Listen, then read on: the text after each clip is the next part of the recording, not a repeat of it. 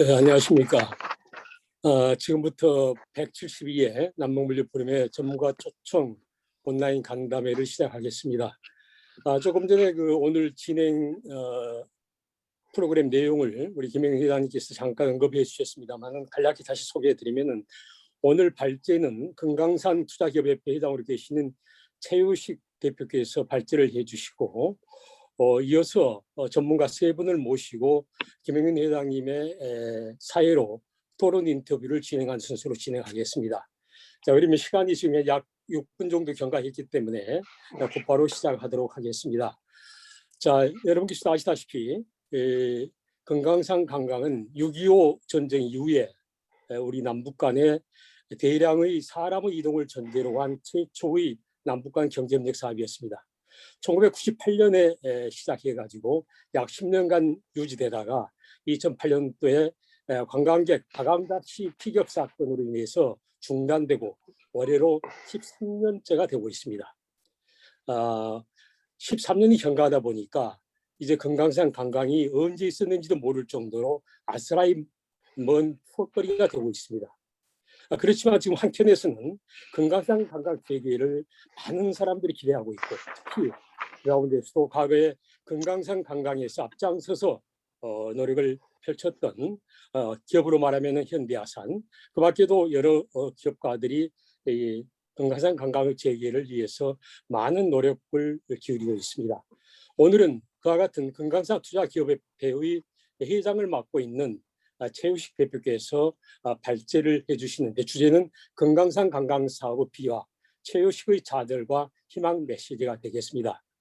자, 그러면은 오늘 잠시 뒤에 본격적으로 진행하기로 하고, 먼저 172회 전문가 초청 온라인 간담회를 맞이해서 김영민 회장님께서 여러분께 간단한 인사 말씀을 해주시도록 하겠습니다. 마이크를 김영민 회장님께 넘기겠습니다. 네, 감사합니다. 잘 들리시죠? 예. 여기 오늘 요 사무실에는 두 분께서 이렇게 세 분이 오셨습니다. 한 분은 우리 오늘 발제를 해주실 최유식 회장님이시고, 그 다음에 남북물류 포럼이라고 적어놓은 데 있지 않습니까? 거기는 이제 김석환 이사님하고 정응원 이사님이 이렇게 직접 오셔가지고 듣고 계십니다. 예, 먼 발걸음 해주셔서 감사드리고요. 예, 그동안 뭐 남북물류 포럼 뭐 이렇게 열심히 일을 해오고 있습니다. 여러분 잘 아시죠? 통일과 나눔에서 남북 협력 사업 아이디어 공모전을 하지 않습니까? 그래서 지금 이제 9건이 모였어요. 그래서 요거를 31일까지 마감을 하고, 그다음에 이제 공모전 발표하고 시상하고, 그다음에 그 중에서 이렇게 좀 확실하게 뭔가 해볼 수 있는 그런 단체들한테는 멘토링 사업을 해서 남북 북한 투자와 관련된 그런 강의라든지 그런 걸 해 나가도록 할 생각입니다. 두 번째로는 얼마 전에 서울시에서 경협 아카데미에 대한 신청을 했습니다. 서울시에서 지원하는 사업이 있거든요. 그래서 지금 이제 그 발표를 했는데요. 선정이 될지 안 될지는 잘 모르겠습니다만은 여러분 많이 응원해 주십시오. 네, 여러분 뭐 코로나 때문에 많이 힘드십니다. 그래서 저희들 자꾸 이게 한 해 한 해 하면서 온라인으로 하면서 언제 이게 끝나나 오프라인에서 만나서 아침 일찍이 미역국 드시면서 말씀을 나누고 얼굴 볼 수 있는 날을 정말 기대하고 싶습니다. 빨리 백신을 맞고 말이죠. 이게 좀 저녁 면역이 다 생길 수 있도록 하는 날을 손꼽아 기다리겠습니다. 예, 오늘 참여해 주셔서 대단히 감사드리고요. 예, 그러면은 주원수 박사님 제 마이크 다시 받아주시면서 진행을 해 주시죠. 감사합니다.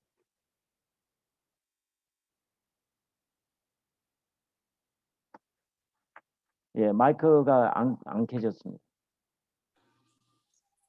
잠깐 실례했습니다.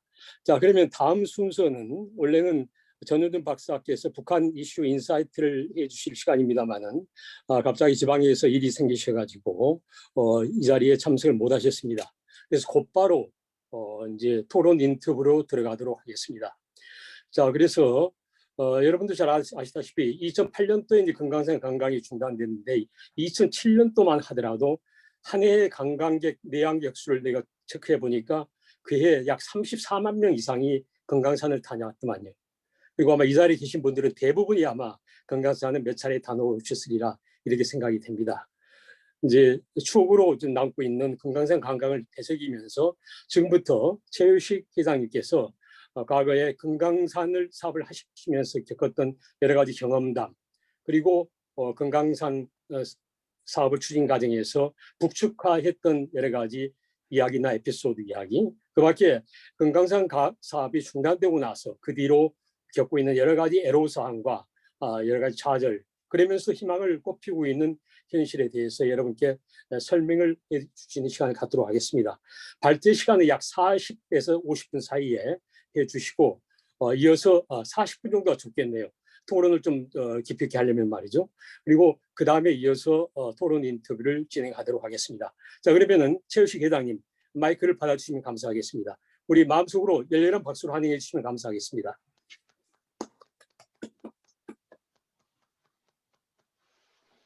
예, 감사합니다. 저는 금강산 투자기업의 회장을 하고 있고요. 지금은 남북 경협 활성화 추진이라는 단체를 하나 더 만들어서 두 가지를 하고 있는 최요식입니다. 반갑습니다.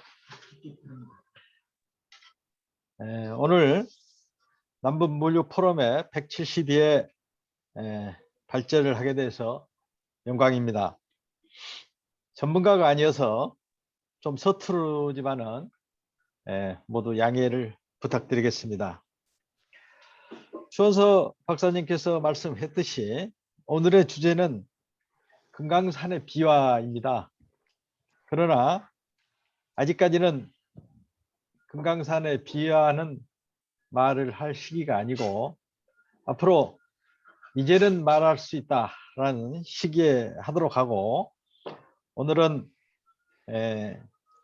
초창기서부터 사업을 시작했던 북측의 비화, 그리고 그동안에 어려웠던 부분, 그리고 그 정부에서 작은 경협을 추진하고 있는 개별 관광에 대해서 언급을 하고 마무리를 하도록 하겠습니다. 그러면 저는 그 사업의 시기는 금강산이 용도로 2003년에 열렸습니다만 처음에는 좀 부진했습니다. 그거를 지켜보다가 2004년 10월부터 시작을 해서 2005년 3월 5일 개업을 했는데, 금강산의 그 관광특구 지역에서 대지 400평, 건평 300평의 규모로 약 4개월 동안 공사를 해서 공장을 세우게 됐습니다. 워낙 추울 때 공사를 했기 때문에 애로사항이 많았습니다. 바닥 건축 공사부터서 시작해서 준공까지 시간이 그렇게 걸렸죠. 우리나라 같으면은 한 달이면 할 수 있는 일인데 북측에서는 4개월이 걸렸습니다. 업종은 독립후생 사업으로 북측의 세탁 공장을 운영했습니다. 현대아산 다음으로는 최초로 북측 인력을 직접 고용해서 금강산 특구 내에 있는 호텔 및 숙박 시설에서 관광객의 사용한 타월, 시트, 카페트, 세탁물들을 직접 수거해 가지고 세탁 납품하는 사업입니다. 특이사항은 북측 지역에 있기 때문에 북측 시설을 다 사용했습니다. 특히 전기, 수도, 또 북측 인력으로 100% 운영을 했습니다. 그러다 보니까 특히 북측 고용 인원들은 약 30명에서 성수기는 50명, 그리고 제중교포도 운전이나 그 격리 이런 부분들은 제중교포로 해서 3, 4명 이렇게 운영을 했습니다. 당시에는 처음 북측 인원을 고용함으로 분단된 지 50년 이상 아주 적대적으로 살아왔기 때문에 시점에서 참 북측 서원들은 남측의 사업자 밑에서 일을 지시를 즉 안 받는 분위기였습니다.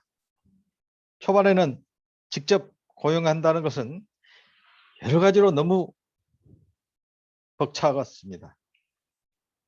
이 어려움을 극복하고 서로 협력하고 1, 2년 고생하다가 순조롭게 운영을 했으나 3년 5개월 영업을 하고 2008년 7월 11일 중단이 하게 됐습니다. 자, 그러면은 초창기부터 있었던 일들을 에피소드를 몇 가지를 예를 들겠습니다. 참 뭐 잘 아시겠지만은 초창기에 북측의 이면은 우리나라 50년대 조금 나으면은 60년대하고 아주 비슷했습니다. 거기서 이제 저희가 이제 공사를 시작했는데 물론 현대아산하고 협력을 많이 해가지고 준비는 했습니다만은 특히 북측에 의뢰하고 북측이 의지할 부분들이 있었습니다. 인력도 그렇지만은 심지어는 이제 그 콘크리트 같은 거는 남쪽에서 가져갈 수가 없으니까 북측을 이용했죠. 단 자재는 못 하나도 북측에는 없으니까 모두 남측에서 준비해 가는 그 과정이 너무 힘들었습니다.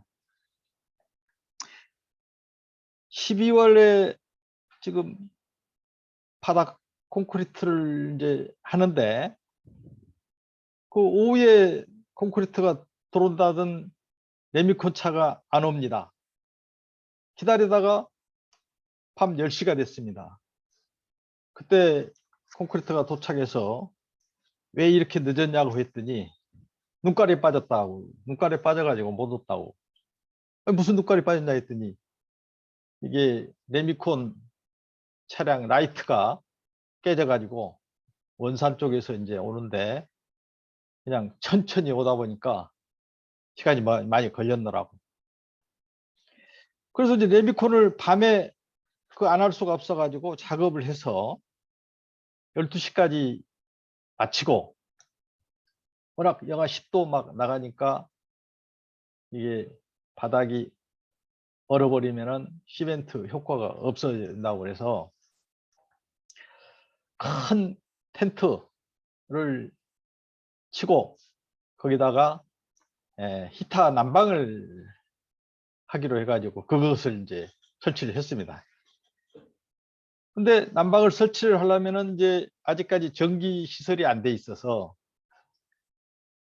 소형 발전기를 휘발유를 넣어가지고 이제 돌리게 되는 거죠. 그래가지고 히타를 틀어서 그 얼지 않게끔 하는데 해놓고 한 2시에 잘 돌아가라 하고 이제 밤에 나가봤더니 금세 이놈 휘발유가 없어져 버렸어요.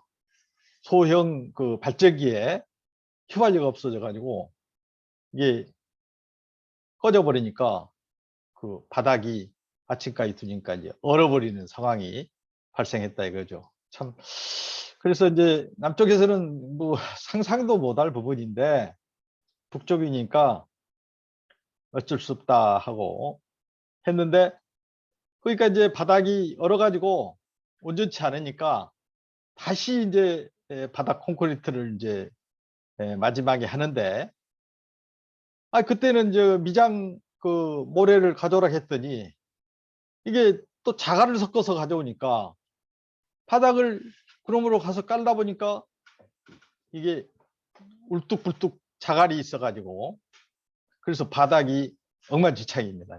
그냥 매끈하지 않고 울뚝불뚝하게 됩니다. 그러면 그거 네미콘을 우리나라 같으면 다시 반품하고 해야 되는데 그럴 여지가 없으니까 그냥 해서 이렇게 남쪽에 그 에폭시라는 바닥 그 바르는 이제 페인트가 있습니다. 그거를 2중, 3중 막 발라가지고 겨우 그 바닥을 했던 그런 시기가 있었습니다. 다음에는 북측 성원들의 그 작업 지원입니다. 최초의 북측 인원을 쓰기로 계약을 하고 그러면 공사를 할 때 좀 지원 좀 해달라 여기 요청을 해서 지원 요청을 받는데 이게 소나무 숲 사이에 있는 이제 공장 터다 보니까 큰 이 16m, 20m의 판넬을 지게차로 할 수가 없습니다.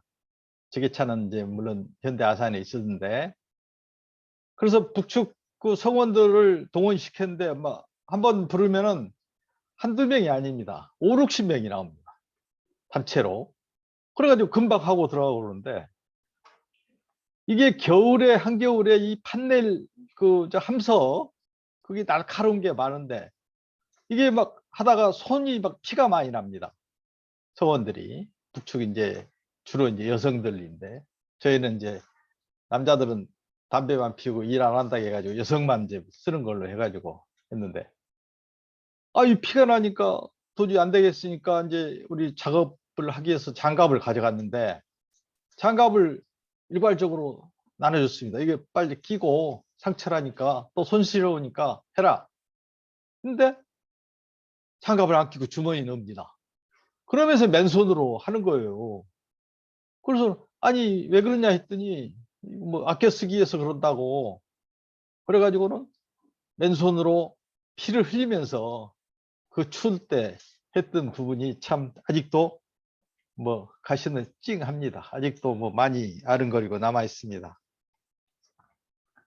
또 겨울이다 보니까 눈이 많이 옵니다. 그 공장터가 한 300평 되는데 4, 50cm가 오니까 치우기가 아주 난해합니다. 자재들이 있고 그래서 이제 또 동원을 했더니 북측에서 나왔는데 연장이 없습니다. 눈을 치울 수 있는 게 없어요. 그러더니 자기들이 연구를 해가지고 그 판넬 함석이 있습니다. 함석. 그게 이제 쓰다 남은 거 그거를 잘라가지고 조그맣게 손바닥 2개 정도로서 만들어가지고 뭐 5, 60명이 그거를 이제 눈을 걷어치니까 야 그것도 금방 또 치워집니다. 거기서 야 이래서 이래 전술이구나. 한두 사람이 할 거를 5, 60명이 그냥 조금씩이라도 이제 하니까 빨로 치워지는 그런 것을 목격을 했었습니다.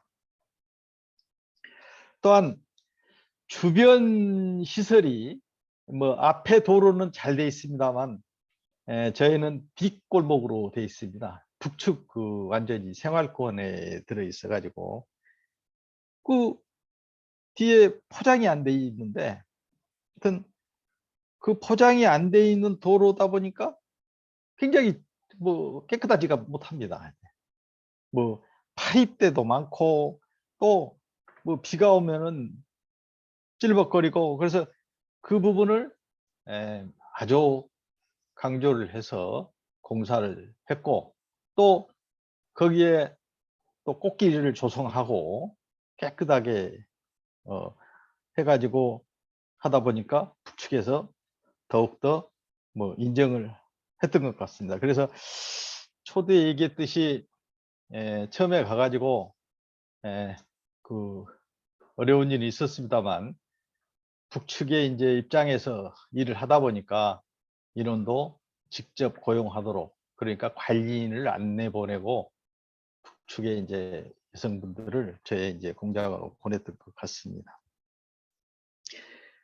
그러니까 그게 한 번은 공장을 지었던 후인데 공장을 지어가지고 공장 안은 따뜻하고 밖에는 추우니까 이거 갑자기 창문이 모기장이 이제 방충망이 돼 있는데 갑자기 껌껌해지는 거예요. 계속 봤더니 파리들이 방충망에 새카맣게 벌떼만치를 붙어가지고 이게 밖에서 빛이 안 들어올 정도로 파리떼가 돌아가지고 진짜 너무 깜짝 놀랐던 그런 기억도 있습니다. 기술적인 부분은 북측 사람들이 아주 단순하게 배우려고 하지를 않았었습니다. 그러나 이게 일을 계속 하다 보니까 서로 자기들이 자진해서 하려고 그러고 또 서로 자기를 가르쳐 달라고 그러고 아주 경쟁적인 거를 했던 것을 느꼈습니다. 다음에는 문호동 무임금에 대해서 원칙을 고수를 했습니다. 자기들은 그 이제 단체 이렇게 일만 하던 사람들이라 이렇게 이제 직장이나 아니면 단체 이렇게 이제 그 고용주 밑에서 일을 안 해봐 가지고 아주 자유분방합니다. 일을 하다가도 50분 하고 10분은 벌떡 일어나서 막 체조를 합니다. 또 아침에 그냥 지각을 뭐 보통 합니다. 또 일찍 조퇴합니다. 그리고 그냥 결근합니다. 그래도 그냥 그게 넘어갑니다. 그래서 그거를 남쪽에 컴퓨터 갖다 놓고 일일이 출퇴근 시간까지 해서 자본주의에서 하는 3번 지각은 한 번 결근, 또 조퇴 3번 한 번 결근, 이것을 분명히 해가지고 결산할 때 관리인하고 합의하에 연말에 급여에서 공제를 하게 됩니다. 날짜를 계산해 가지고. 그게 이제 내 주장대로 하니까 일을 안 하면 당연히 급여를 안 준다. 그 주장대로 그쪽 관리는 인정을 했습니다. 그리고 이제 저는 일을 보러 서울에 왔었는데 뭐 평양에서 전화가 왔다고 그래서 전화를 받아봤더니 북측에 왔으면 북측 제도를 받아야지 왜 남쪽 그 자본주의 제도를 쓰냐, 빨리 들어오랍니다. 금강산에. 그래서 며칠 후에 들어갔더니 평양에서 사람이 왔어요. 직접. 종전에 이제 들어가던 급여보다도 훨씬 적게 이제 들어오니까 문책이 된 겁니다. 그랬더니 아니 사실대로 이렇다는 것을 근거를 들이대면서 자본주의에서는 이렇고 전 세계적으로 문호등 무임금은 정당한 겁니다라고 고집을 했더니 자기들도 인정을 하고 그 다음부터는 지각 조퇴 안 합니다. 아침에 북측 사람들은 자기들 사무실에 들러서 성화라고 이거 하는 그 뭐 조회 같은 거 하고 이제 출근을 하는데 그런 것도 안 하고 직접 보내줬고 또 몸이 아파서 못 나오면은 다른 사람 대타를 고용해 줍니다. 다른 사람이 와서 일을 하고 그 사람은 아파서 못 나오면 처리하고 또 거기서 뭐 아주 중요한 사람들도 와서 일을 합니다. 북측은 뭐 평등하기 때문에 다 일을 해야 되니까 예를 들어서 한의사, 교사 이런 사람들도 우리 공장에 와서 일을 하는데 갑자기 누가 체해가지고 한의사가 침을 놔야 되는데 데려갑니다. 처음에는 몇 번 했는데 그것도 많이 하니까 안 된다 했더니 그쪽에서 이제 다른 사람을 데려다가 앉혀놓고 일을 하라고 그러고 그 사람을 데려가서 그 칩을 놓고 이런 경우도 있어가지고 그 부분은 아유 뭐 완벽하게 잡아가지고 아주 활발하게 했던 부분이 생각납니다. 또한 공장 지을 때 그 시설하고 참 그 부분을 아주 신경 썼습니다. 그래서 북측 사람들하고 인과관계를 아주 좋게 했습니다. 신축시 냉난방 시설을 잘 했고, 목욕 시설과 심지어는 양변기 모든 게 우리 남쪽 같이 호텔 같이. 뭐 그쪽 금강산에서 원종리에서 사는 그 북쪽 성원들은 사실 그 뭐 한겨울에 목욕도 못하고 그냥 뭐 재래식 화장실에서 하고, 그런데 우리 공장에 와보니 모든 게 이제 달라지는 겁니다. 또 출근해가지고 근무 시간, 점심시간 이때 아니면 일이 좀 없을 때 시간 이제 그 터널 그때는 전부 이제 목욕을 해라, 또 머리를 감아라, 빨래를 해라, 이런 부분들을 인정을 해주고 그냥 그 친절하게 해주니까 이 성원들이 깜짝 놀라는 거예요. 종전에는 옷을 뭐 한겨울 안 빨아 입으니까 냄새가 나죠, 당연히. 근데 그냥 그런 시설에서 목욕하지, 매일 머리 감지, 빨래하지, 그러니까 아주 뭐 세상이 달라집니다. 그러더니 어느 날부터 무조건 3개월 식으로 이런 로테이션을 해야 된다랍니다. 그 왜냐 그랬더니 서로 우리 공장을 와서 일을 하겠다고 지원을 하니 도저히 안 돼서 3개월에 한 번씩 로테이션 시키기로 했다. 인사 이동을 하기로 했다. 그러다 보니까 이게 기술적인 숙련도가 필요한데 그냥 일 좀 하려고 하면은 바뀌고, 일하려고 하면 바뀌고, 그래서 도저히 안 돼가지고 강력 항의를 했죠. 그랬더니 북측에서 그러면은 1년에 한 번씩 이렇게 그 바꿔서 하는 걸로. 그러다 보니까 이제 금강산에 그 저 여성 성원들이 한 거의 2,000명 됐는데, 2,000명 된 성원들이 이제 뭐 돌아가면서 이제 저희 공장에서도 근무할 수 있는 기회가 3개월에서 이제 1년으로 바뀐 일도 있었습니다. 그런저런 일들을 다 치르고 거의 1년 후 제가 평가를 해본다면은 사실 북측 사람들도 우리 남쪽 사람들하고 똑같이 모든 일을 자기들이 자진을 해서 일을 찾아서 합니다. 퇴근 시간이 됐는데도 일이 좀 남았으면은 그걸 끝내고 갑니다. 일이 많으면 휴일도 반납을 합니다. 또 중단 후 사업을 언제 시작하냐, 언제 오냐, 이거는 뭐 몇 번 이제 들어갈 기회가 있었고 이산가족을 할 기회가 있었는데 이구동성으로 빨리 들어왔으면 좋겠다는 그 북측의 성원들의 얘기는 아직도 기회쟁쟁합니다. 그래서 결론은 강원도가 이제 북고성 남고성입니다만 제가 느낀 바는 강원도 북고성 남고성 똑같은 우리나라 강원도 사람이었다, 이렇게 느꼈습니다.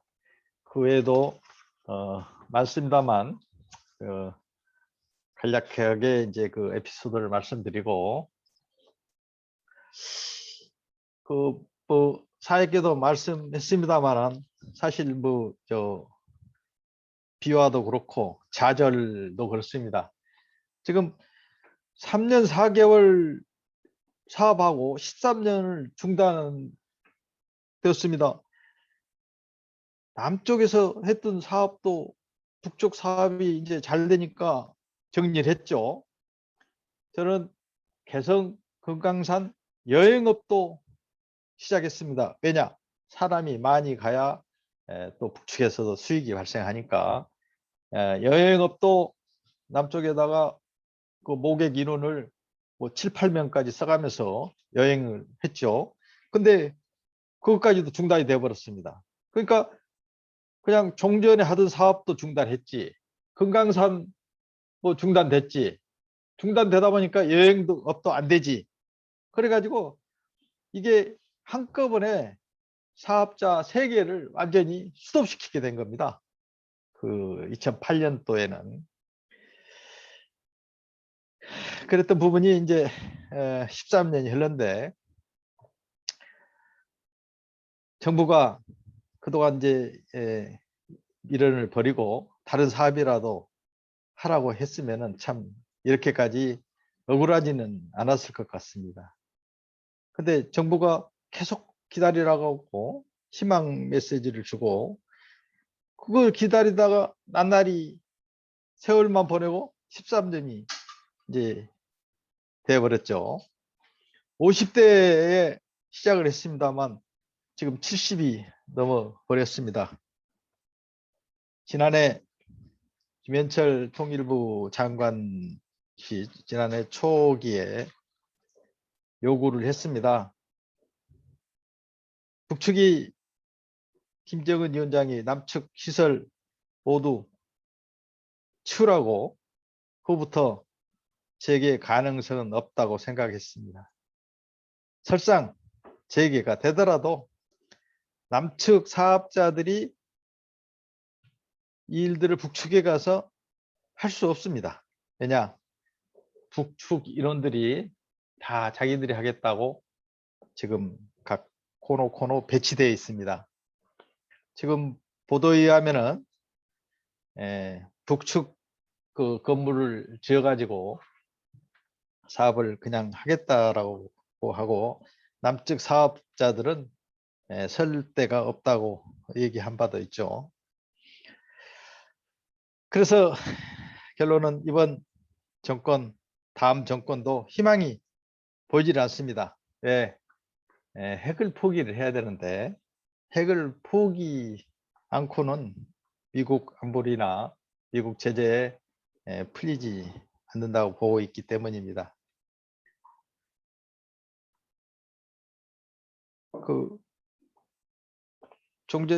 우리 대통령하고 북측 김정은 위원장하고 약속했던 평양선언 등도 전혀 지금 지켜지지 않고 있는 실정입니다. 참고로 오늘 10시에 통일부 앞에서 기자회견을 했고, 11시에 청와대 앞에서 문재인 대통령님한테 호소를 했습니다. 종전과 달리 제 호소를 들어줄 거로 보고 있습니다. 대형 버스 9대를 지금 그 사면에다가 프랑카드를 붙이고 지금 시내를 돌아다니고 있습니다.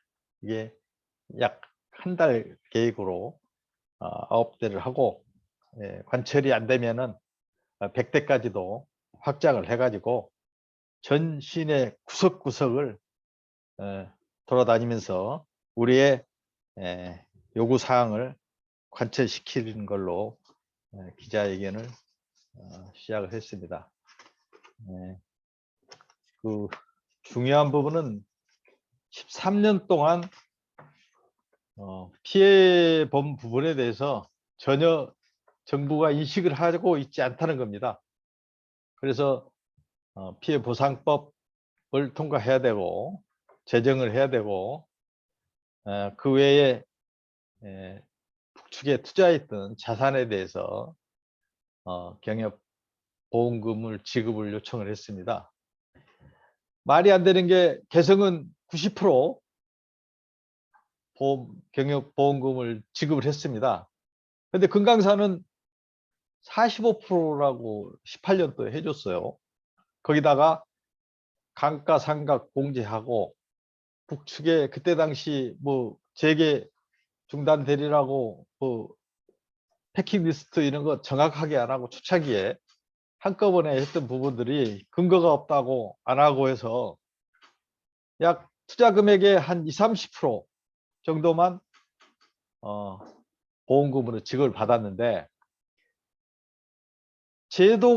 보험제도가 없었음에도 보험을 안 들었다고 45% 기준을 잡았습니다. 제도가 없었는데 어떻게 보험을 들 수가 있습니까? 차후라도 보험 제도를 가입하라고 했으면 했겠죠. 근데 개성은 보험을 들었으니 90%고 보험 제도가 없는 금강산은 보험을 안 들었으니 45%다. 그 부분을 관찰을 해달라는 내용이었습니다. 시간이 좀 괜찮죠? 시간이 네. 있으십니다. 자, 그러면은 그러나 남북 관계는 개선 발전돼야 된다. 이렇게 생각을 합니다. 그래서 정부에서 제안한 작은 경협이기 개별 관광을 얘기하고 있습니다. 개별 관광에 대해서 문제점과 대안을 몇 가지 말씀드려보고자 합니다. 문제점으로는 국내에 이인영 장관이 포노 드라마를 쓰고 있다 라고 비웃음을 받고 있습니다. 또 중국을 거쳐서 평양으로 해서 금강산도 가고 백두산도 간다. 이거는 비용도 많이 들고 시간도 많이 들고 가능성이 아주 낮습니다. 한 달에 몇십 명은 또 가능하겠습니다만 그렇게 해서는 이게 북측이 받아들이지 않고요. 또한 미국에서는 이구동성으로 이인영 장관 흠집 내기, 꼬집기, 심지어는 요즘 협박까지 하죠. 따라서 유럽도 요즘 가세해가지고 흠집 내기를 하고 있습니다.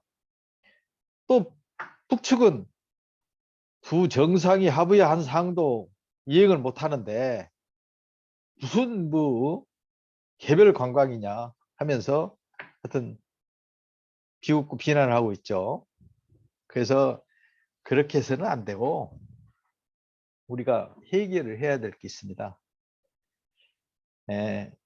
북측 워킹그룹과 긴밀한 토론을 해서 우리나라 버스가 금강산 개성으로 예를 들어서 하루에 10대씩 들어갔다가 다시 저녁에 내려오는 거로 협상을 해야 됩니다. 워킹그룹하고 북측에 차를 그냥 주는 게 아니고 다시 내려온 거니까 충분히 가능하다고 봅니다.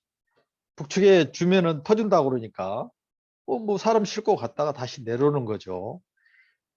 그것만 해결을 한다면은 정부에서는 신변 안전 보장 약속하고 비자피나 아니면 입산료 등 약간 협상은 가능하나 그것도 개인한테 넘기는 게 좋습니다.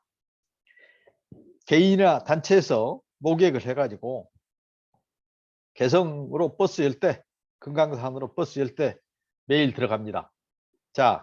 그러면 그 버스 들어가는 안내 조장이 중심이 돼가지고 휴전선을 넘을 때는 비자피, 금강산에 고룡령 폭포 관광 가면 입산료, 또 물론 개성도 정방폭포 가면은 거기도 관광료, 그리고 점심 먹으면 식대, 만약에 숙박을 한다, 숙박료, 그것을 조장의 중심으로 해가지고 북측에 직접 결제를 하면은 안보리나 미국 제재에 해당되지 않습니다. 그래서 그 부분이 관광은 제재에 해당이 안 된다는 건데 지금은 한꺼번에 현대아산이나 해서 돈을 모아가지고 인력을 보내가지고 그 돈을 한꺼번에 보내려고 하니까 안 되고 있는데 개별 관광은 이렇게 풀어가면 가능합니다. 좌우지간에 어차피 들어갈 때는 비자표를 내야 되고 산에 갈 때는 입산료를 내야 되고 중국에서 우리가 관광을 하는 거하고 똑같은 제도가 됩니다. 이거를 잘 계획해서 짜가지고 북측에 정확하게 전달을 하면은 안 받아들일 이유 없습니다. 왜냐? 개성관광 1년 차에 결산을 해보니까 금강산 관광 9년 한 이익보다도 훨씬 개성 1년이 이익이 많이 발생했었습니다. 그 부분은 즉 금강산은 북측이 잘 몰라가지고 현대 아산하고 남쪽 기업인들이 돈을 다시 다 가져왔죠. 단 방북료만 금강산에 냈습니다. 근데 거기서 배워서 개성 관광을 시작했을 때 북측의 면세점, 또 토속점, 식사, 그리고 안내, 그러니까 안내도 앞뒤 타가지고 그런 부분을 전부 이제 북측에서 가져가게 됩니다. 그러면 당일 관광이 하루에 북측에서 15만 원 정도가 가져가고 거기서 별도로 면세점에서 사온 남쪽 국민들이 사온 부분은 보통 일평균 한 사람당 50만 원 정도 그 부분이 수익이 발생이 되니까 훨씬 수익을 많이 봐가지고 현재 회장님하고 김정일 그때 당시 위원장님이 야 그럼 우리 관광을 백두산도 하고 개성도 하고 묘양산도 하고 평양도 하자 이렇게 합의까지 한 사실이 있습니다. 그러나 이명박 정부 때 정부에서 안 한 게 아니라고 그 허가를 하지를 않았습니다. 그게 그런 애가 있기 때문에 이런 제도를 시행을 하면은 북측이 안 들어올 일이 없다 이렇게 보고 이게 이제 정부가 하기 힘들면은 사실 그 남북 경협 활성화 추진위 차원에서라도 직접 진행할 수도 있습니다. 단 지금 뭐 하고 있는 거는 중국을 거친다. 뭐 그렇다고 해서 북측으로 올라갈 때는 그저 휴전선에서 저 사람을 내려주면은 그래서 북측 그 걸어서 금강산을 갈 수도 없고 북측이 그런 차량이나 이동수단, 교통수단이 있는 것도 아니고 그러니까 현실성이 없는 것만 얘기하니까 안 되는 거고 사실 그 워킹 그룹만 협의해서 풀어준다면은 정부에서 얘기한 작은 그 경협도 시작이 될 수 있을 거다 이렇게 생각을 하고 항상 협상은 그 한쪽만이 주장한다고 해서 된 게 아니고 give and take입니다. 그렇게 생각합니다. 제 얘기는 여기까지 마치도록 하겠습니다. 감사합니다. 예, 최우식 회장님 수고 많으셨습니다. 최우식 회장님께서 보니까 2005년도 전후에서 한 3년 5개월 동안 거기서 이제 영업을 하셨구만요. 제가 그 기록을 보니까 현대 아산이 금강산 관광 사업을 시작해가지고 2004년까지 적자를 보다가 한 2005년부터 이게 흑자로 전환되면서 약 3년 가까이 좀 이제 막 좀 하려다가 이제 문을 닫혔지 않습니까? 그러니까 그 막바지에 우리 최우식 회장님께서 조금 그걸 좀 느끼다가 계속 하지 못하고 이렇게 아마 좌절되고 마신 것 같습니다. 저는 오늘 이 금강산 사업을 항상 생각할 때마다 이 생각을 많이 해봅니다. 옛날에 1차 세계대전이 1914년도에 당시에 그 오스트리아 항태자가 세르비아를 방문했는데 세르비아 청년이 이 항태자 부부를 암살해버리거든요. 그리고 그 조그만 사건이 결국은 1차 세계대전으로 비화된 거 아니겠습니까? 2008년도에 박항자씨 사건이 없었더라면 박항자씨 사건이 어떻게 보면은 짧게 보면은 금강산 관광에 치명타를 미쳤지만은 전체적으로 보면은 우리 남북 관계에 엄청난 영향을 준 사건인 것 같아요. 그것을 어떻게 대처하느냐에 따라서 남북 관계도 많이 달라졌을 텐데 당시 이것을 어떻게 보면은 슬기롭게 대처하지 못하다 보니까 결과적으로는 오늘날 남북 관계 이렇게 최악의 상태로 오는데 하나의 큰 분기점이 되지 않았나 이런 생각을 해봅니다. 오늘 최우식 회장님께서 좋은 말씀해 주셨고요. 그럼 지금부터 최우식 회장님께서 여러 가지로 그동안에 좋은 말씀해 주셨습니다만은 우리끼리 토론거리도 많이 제시해 주셨습니다. 그래서 지금부터 김영인 회장님께서 직접 세 분의 전문가와 함께 심층 인터뷰를 통해서 금강산 관광을 진단하고 어떻게 이것을 재개할 수 있는 방법은 없겠는지 또 앞으로 어떤 방향으로 우리의 힘을 모아야 될지에 대해서 한번 함께 의견을 모아가는 시간을 갖도록 하겠습니다. 자, 그러면 지금부터 마이크를 토론 인터뷰를 진행하실 김영인 회장님께 넘겨드리도록 하겠습니다. 김영인 회장님 부탁드립니다. 네, 감사합니다. 제가 이제 그 포럼을 조직을 구성을 할 때 최효식 회장님의 이야기를 가지고 김중태 박사님, 근원민 박사님, 신상진 박사님한테 부탁을 올렸습니다.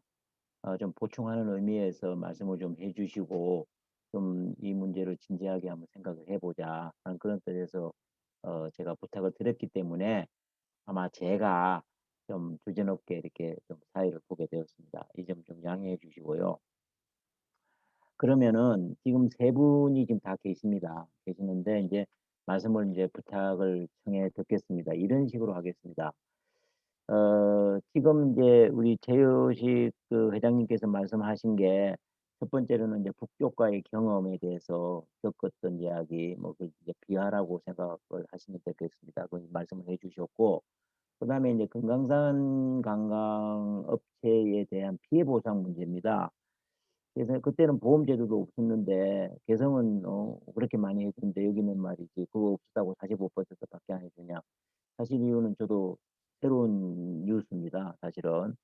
그 좋은 말씀을 해주셨고 아규멘트를 잘 해주셨는데 그 부분이 있고 그 다음에 이제 새로운 관광의 개별 관광의 형태 이런 부분에 대해서 이제 말씀을 해주셨습니다. 그래서 제가 이제 그 세 분께 돌아가면서 그런 점을 좀 감안을 해서 코멘트를 한 3-4분을 해주시기를 부탁드리겠습니다. 우선 그런 다음에 거기 나온 내용을 가지고 좀 더 보충적인 그 질문을 최효식 회장님을 포함해서 세 분한테 드리는 걸로 그러니까 즉석 질문이 될 수도 있겠습니다. 그런 점을 해서 과연 이 금강산 문제가 해결될 수 있을 것인지 그 다음에 보상은 받을 수 있을 것인지 개별 관광은 가능할 것인지 하는 그런 문제를 한번 진단해 보는 걸로 하겠습니다. 네, 동의를 해주시면은 지금부터 각 토론자께 말씀을 부탁 올리겠습니다. 먼저 김중태 박사님께 제일 연로하시니까 먼저 하시는 게 좋지 않겠습니까? 네, 웃으셔서 감사합니다. 네, 김중태 박사님이 한 3-4분 말씀을 먼저 아주 힘차게 한번 해주시기 부탁드리고 그 다음에 근원민 박사님, 심상진 박사님 이렇게 순서로 나가겠습니다. 자, 그러면 김중태 박사님 소거 해제해 주시고 네, 아주 당당하게 말씀해 주십시오. 네, 여러분들 반갑습니다. 오늘 이런 주제를 가지고 온라인으로 포럼을 한다는 것이 저한테는 상당히 큰 의미로 이렇게 다가오고 있습니다. 우리 최효식 사장님께서 자세하게 이렇게 말씀을 주셨는데 거기에 앞서서 우리가 앞으로 이제 이런 유의 포럼을 진행을 어떻게 할 것인지 이런 부분도 제가 좀 생각하는 게 있어서 간단히 언급을 하고 시작을 했으면 합니다. 사실 지난번에 개성공단에 이어서 이번에 이제 금강산으로 이렇게 옮기게 됐는데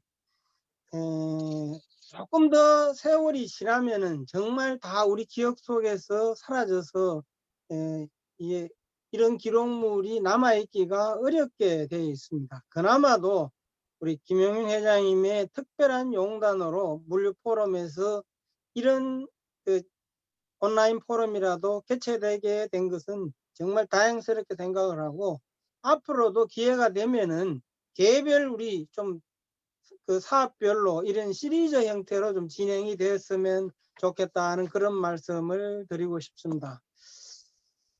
오늘 이제 본론적인 이야기만 했습니다만은 앞으로의 문제를 우리가 해결을 하려다 보면은 과거가 어떻게 됐느냐 하는 거를 우리가 좀 생각을 해볼 필요가 있는데, 여러분들 기억 속에 뭐 이제 아련하게 됐습니다만은 98년도 6월 8월에 정주행 명예회장님의 소위 말해서 소떼방북으로 남북관계가 개선이 되기 시작해서 그 부분이 이제 금강산으로 98년도에 이어지고 개성공단을 건립하게 되고 이제 이렇게 해서 정말 그 남북 관계에 있어서 막 한강기가 아니었나 이렇게 생각이 됩니다.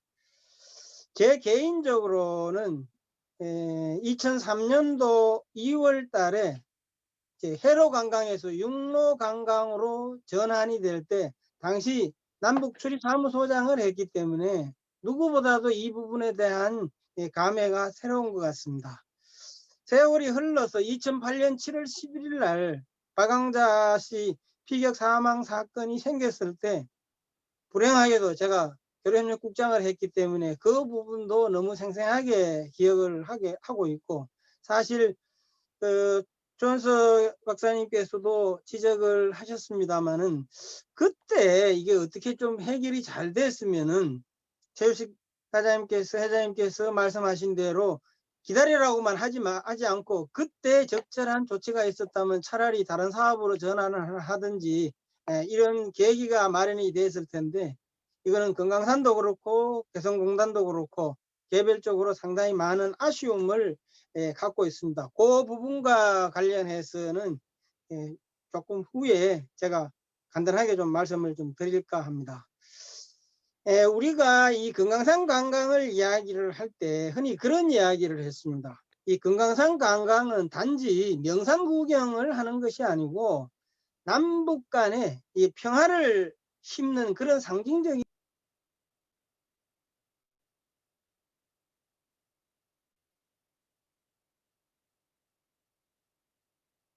분들은 아마 그런 부분들을 많이 이렇게 느꼈으리라 생각이 됩니다. 이런 것 때문에 도로 연결 사업으로도 연결이 되고 개성공단 건설로 이렇게 파생되는 그런 그 평화 사업을 진행하게 되었고, 특히 이 청소년들의 그 통일교육 체험장이라든지 이산가족 성봉장, 사회문화 분야의 그 이 교류 정진 이런 부분들은 정말 참 많은 그 의미가 있었다고 이렇게 생각이 됩니다. 그 현장에 있었던 사람들도 그렇고 우리 남쪽에서 가신 분들도 그렇고 금강산만 한번 갔다 오면은 갔다 온 사람들은 다 달라진다고 이야기를 했어요. 그래서 그런 부분에서 너무나 참 아쉬움이 남는데, 이 부분과 관련해서 최우식 그 회장님께서 지적하신 내용 중에 이게 박광자 씨 사건으로 개성공단이 중단이 됐을 때 제가 당시 교류협력국장을 했기 때문에 말씀을 드리는데, 정부에서 해야 될 조치 중에 그런 사건이 생겼는데 아무 일 없었다는 듯이 그 이튿날부터 재개해서 하기에는 사실 현실적으로 어려움이 있지 않는가 그런 그 생각을 합니다. 그래서 그 부분과 관련해서 일정 기간이 지나면서 이게 도저히 할 수 없는 상황이라고 판단이 섰으면은 무언가 그에 대한 그 시기에 맞는 그 피해 보상 이런 부분들이 적절히 이루어졌어야 될 텐데, 사실 그 부분이 이루어지지 않은 부분들은 여러 가지 요인이 있습니다만은 우리 최우식 회장님께서 생각하시는 뭐 때문에 그때 이런 피해 보상이 이루어지지 않았는지 이런 부분에 대한 조금 더 구체적인 설명을 해 주셨으면 좋겠다는 말씀을 드립니다. 제가 이런 말씀을 드리는 거는 그런 부분들이 명확하게 규명이 되고 이 서로가 이야기가 돼야 차기에 남북 경협에서 이런 유사한 사례가 생겼을 때 어떻게 할 것인가 하는 대단한 그 메시지를 주기 때문에 그런 부분들이 필요하지 않나 이렇게 생각이 됩니다. 우선 뭐 이런 정도로 제가 말씀을 드리고 다음 이야기를 듣고 보충 말씀을 하도록 하겠습니다. 네, 감사합니다. 저기 혹시 질문들 있으실 수도 있죠. 예, 여기 계시는 우리 김석환 이사님도 질문을 저한테 보내주셨는데, 질문을 하시고 싶은 분들은 그 밑에 보면은 채팅창이 있습니다. 채팅창. 이게 그 휴대폰에서는 어떻게 되는지 모르겠는데요. 채팅창을 들어가셔가지고 질문을 남겨주시면은 적절하게 제가 말씀을 올려서 토론을 하도록 하겠습니다. 자, 김종태 박사님 감사드리고요. 두 번째로는 이제 우리 권은민 박사님께서 듣고 생각하시는 대로 좀 말씀을 해주시고, 특히 법적인 문제 이런 부분과 관련해서 말씀을 좀 해주시고 나중에 또 토론하도록 하겠습니다. 그럼 권은민 박사님 부탁드립니다. 예, 감사합니다. 잘 들리십니까? 네, 잘 들립니다. 예. 그 최유식 회장님 말씀 잘 들었습니다. 그 본인이 직접 겪으신 생생한 이야기를 잘 해주셨고, 50대 사업하시던 분이 70이 넘으셨다는 말씀을 들으면서 참 저도 가슴이 참 답답했습니다. 저는 이제 법률적 측면에서 잠깐 이야기를 해보겠습니다. 이 사업이 이제 98년도에 시작해서 2008년까지 한 10년 정도 진행이 되었던 사업이고, 남한에서 한 약 200만 명 가까운 분들이 북한을 방문한 그런 사업으로 굉장히 역사적으로 의미가 있는 사업입니다. 법률적으로도 상당히 좋은 모델입니다. 남북 간의 합의서, 물론 이제 현대라는 사기업과 북측하고가 이루어지는 합의서가 체결이 되고, 그 다음에 북한에서 거기에 금강산 관광지구법이라는 법을 만들었습니다. 법과 시행령을 몇 개를 만들어서 거기에 따라서 이제 진행이 된 사업입니다. 그래서 그냥 뭐 어떤 정치적 결단으로 된 것은 아니고 관련된 법도 만들어서 시행이 됐습니다. 근데 그것이 이제 불행하게도 사망사고, 관광객 사망사고라는 게 나면서 이제 중단이 됐는데, 이런 사고에 대해서, 사망사고에 대해서 어떻게 해야 될지에 대한 그까지 제도가, 법과 제도가 준비를 못했던 것 같습니다. 그 점이 참 아쉽고, 그걸 이제 다음에 우리가 제기를 하려면 그걸 만들어야 되는데, 사건 사고라는 것은 항상 있을 수가 있는 거죠.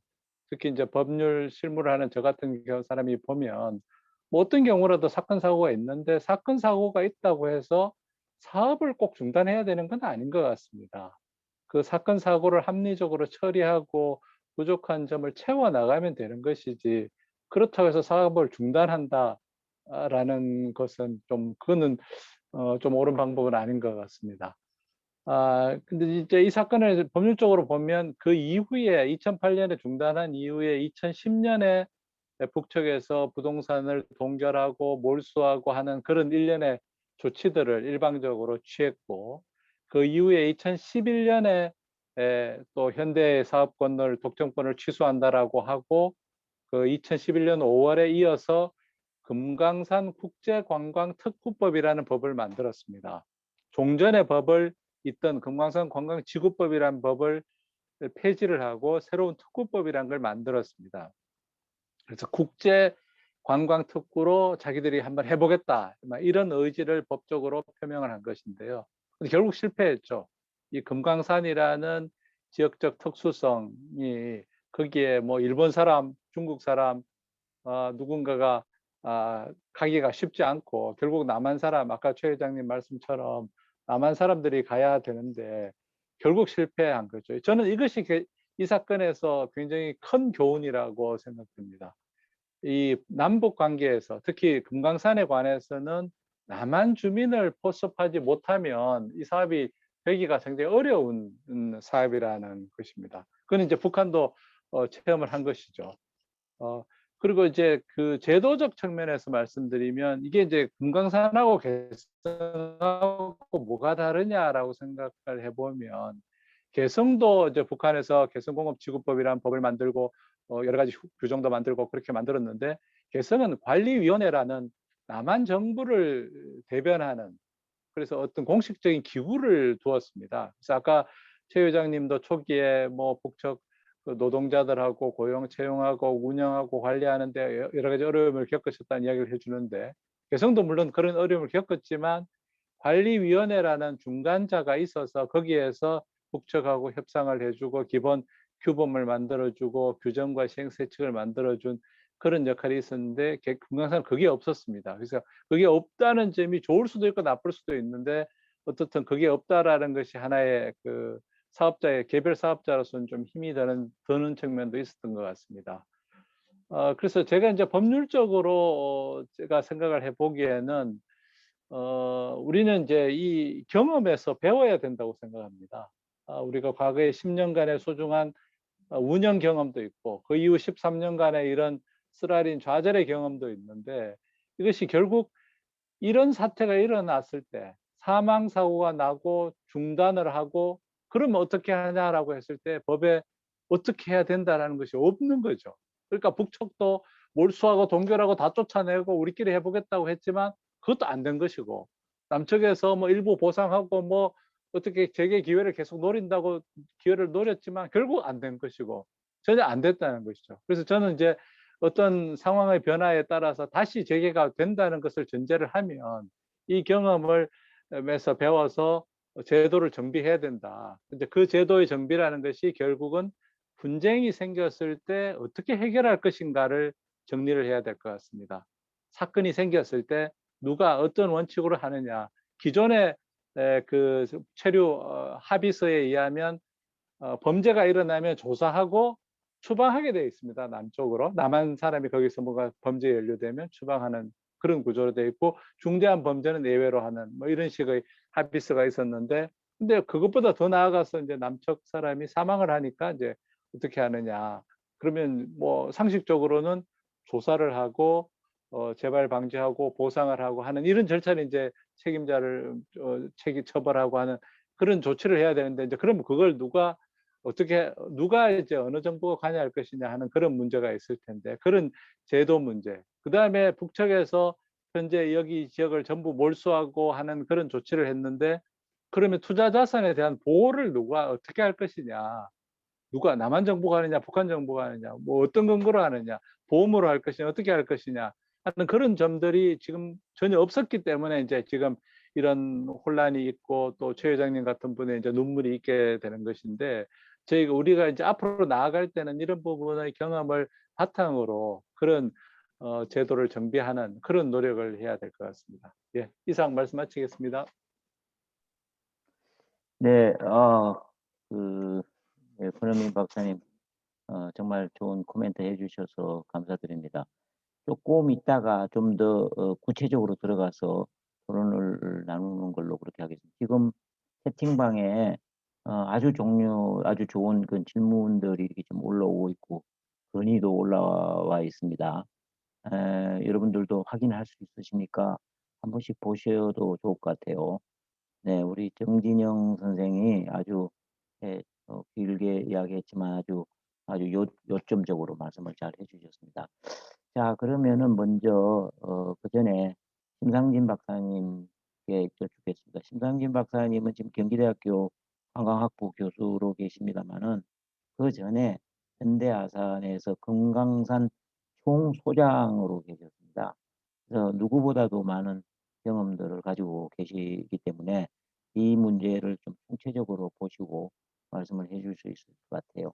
자, 그러면 심상진 박사님 한 3, 4분 코멘트 일단 먼저 부탁드리겠습니다.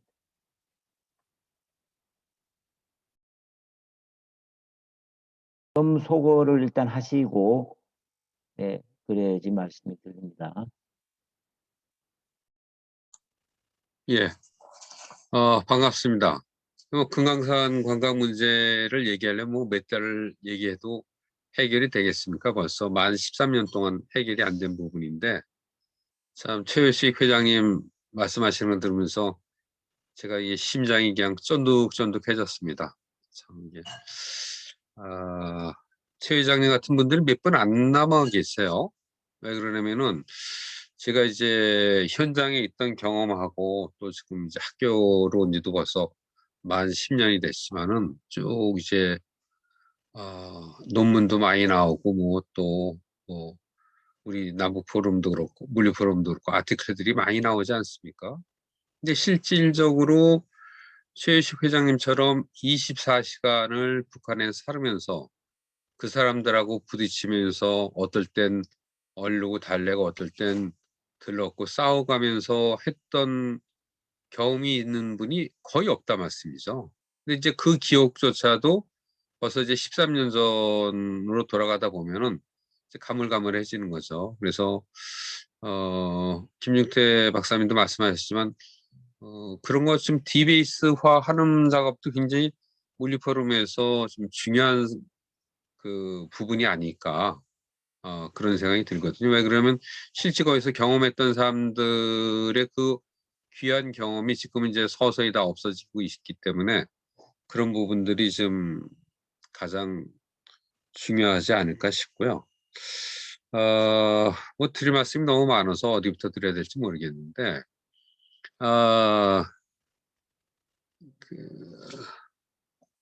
최유식 회장은 빨리 잊어버리세요, 이제요. 잊어버리세요. 저는 잊으려고 굉장히 노력을 좀 많이 합니다. 시니컬하다고 생각하지 마시고 좀 프랙티컬하게 현실적으로 이게 사업이라는 것도 어떤 사랑이거든요. 이게 내 일에 대한 사랑인데 이게 지금 북한하고 우리 정부하고 이렇게 엎치락뒤치락 하는 게 벌써 이제 13년이 됐고 뭐 45년 해방되고 48년 서로 남북 체제 갈라지고 벌써 70년이 됐는데 70년 동안도 해결이 안 됐단 말이죠. 근데 이게 사랑인데 지금 북한도 마찬가지고 우리 쪽도 마찬가지고 지금 이게 서로 정말 사랑을 하고 있는 건지 아닌지 모르겠어요. 그래서 그 부부간에도 사랑이 식으면 깨지고 또 뭐 연인 간에도 마찬가지고 그 사랑에 갈등이 없는 사람이 딱 하나 있다고 그러더라고요. 엄마하고 아들 사이래요. 그래서 엄마하고 아들 사이가 아닌 바에는 이게 부부 사이였으면 벌써 이혼했을 것이고 연인 관계면 벌써 뭐 10번 이상 깨졌겠죠. 그럼에도 불구하고 우리는 계속해서 북한하고 이제 사업을 이어가려고 하고 있는데 최유식 회장님 제가 이제 이런 말씀 드린다는 게 굉장히 좀 뭐한데 엄마하고 아들 관계 정도의 그 정이 있다면은 계속 기다려 볼 만하지만 그렇지 않고 이게 부부 관계나 연인 관계는 벌써 정리를 하는 것이 맞지 않느냐 하는 얘기죠. 왜 그러냐면은 이것이 나 하나의 의지만 같으면은 저는 뭐 100년이라도 기다리고서 남북 관계를 어떻게 개선해 보려고 하겠어요. 평화적인 거 뭐 김익대 박사님께서 그 금강산 관광에 그 여러 가지 좋은 면들을 말씀을 해 주셨는데 이게 우리 마음 가지고는 안 된단 말이죠. 미국 있지 또 북한 정권이 있지 우리 정권이 있지. 그래서 먼저 번에 추원서 박사님과 잠깐 말씀을 나누긴 했었지만은 저 나름대로 이제 우리가 이제 주식을 한다면은 손절매 타이밍이라는 게 있잖아요. 손절매 타이밍이라는 게 있는데 그 타이밍을 저는 어떻게 잡았었냐면은 이 남북 관계가 개선이 된 것이 문재인 정부 때 안 되면은 안 된다. 또 하나는 미국 역사 200년 동안의 트럼프라는 그 북한으로 봐서는 위인이죠. 뭐 나쁜 면이 얼마나 많았겠어요, 트럼프가. 그래서 북한한테는 정말 절대절명의 기회가 미국 역사상 딱 한 번 왔는데 요때 안 되면 안 된다. 근데 트럼프 플러스 문재인이라는 이 기가 막힌 상황이 있었는데도 이때도 못 풀으면은 앞으로는 풀리기 어렵다고 보는 거죠. 그래서 북한은 금강산에 대해서 요번에 또 속내를 드러냈잖아요. 뭐 18년 10월 달에 19년 10월 달에 모든 거 다 때려친다고 얘기했음에도 불구하고 아직까지 금강산 그 조직을 남겨놨잖아요. 그래서 이번에 김 여정이가 금강산 그 협상 조직도 없앨 수도 있다고 얘기한 것은 김정은이 19년 10월에 금강산 가서 모든 걸 다 없애겠다고 해놓고서도 아직까지 붙잡고 있는 거죠. 그래서 그쪽도 그렇게 애정을 가지고 있는데 우리가 좀 어떻게 풀어줄 수가 있는 게 아무것도 없잖아요. 요번에 말레이시아에 있던 사람 끌려간 것도 결국은 돈 문제만은 아니라는 얘기죠. 그 김정남 죽인 그 장본인이라는 거 아닙니까? 그렇죠? 그래서 그런 것까지 연결이 되면은 미국에서 이것을 풀어주기는 정말 더 어려울 것 같아요. 제가 너무 말씀을 길게 하면 그러니까 일단은 저는 좀 현실적으로 문재인 정부에서도 못 풀고 또 트럼프에서도 못 풀었다면은 막 좀 상당 기간 이것이 풀리기 어렵지 않을까 하는 게 일단은 제 생각이고요. 여기까지만 말씀드리고서 또 말씀 나누도록 하겠습니다. 예, 감사합니다. 신상진 교수님 말씀은 이자 모으라 이거 아닙니까? 그죠?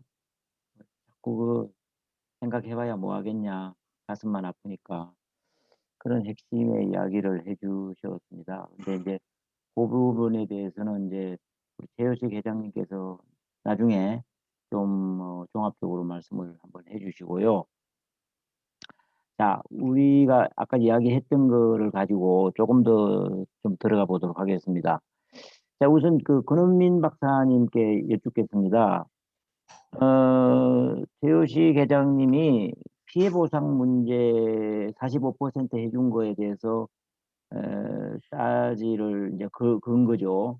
그거 가지고는 안 된다. 보험도 뭐 없었는데 보험이 있었으면 했을 텐데 보험도 안 됐는데 보험 안 됐다는 이유로 45%밖에 안 해준다는 게 말이 되느냐? 자, 그러면은 지금 질문에 이런 게 있습니다. 피해 보상법 제정만이 답이다. 그러니까 피해 보상이 그러니까 기업들은 하려고 했는데 뭐 남북 관계 때문에 못할 경우에는 정부가 피해 보상을 해줘야 되는 것이 답 아니냐.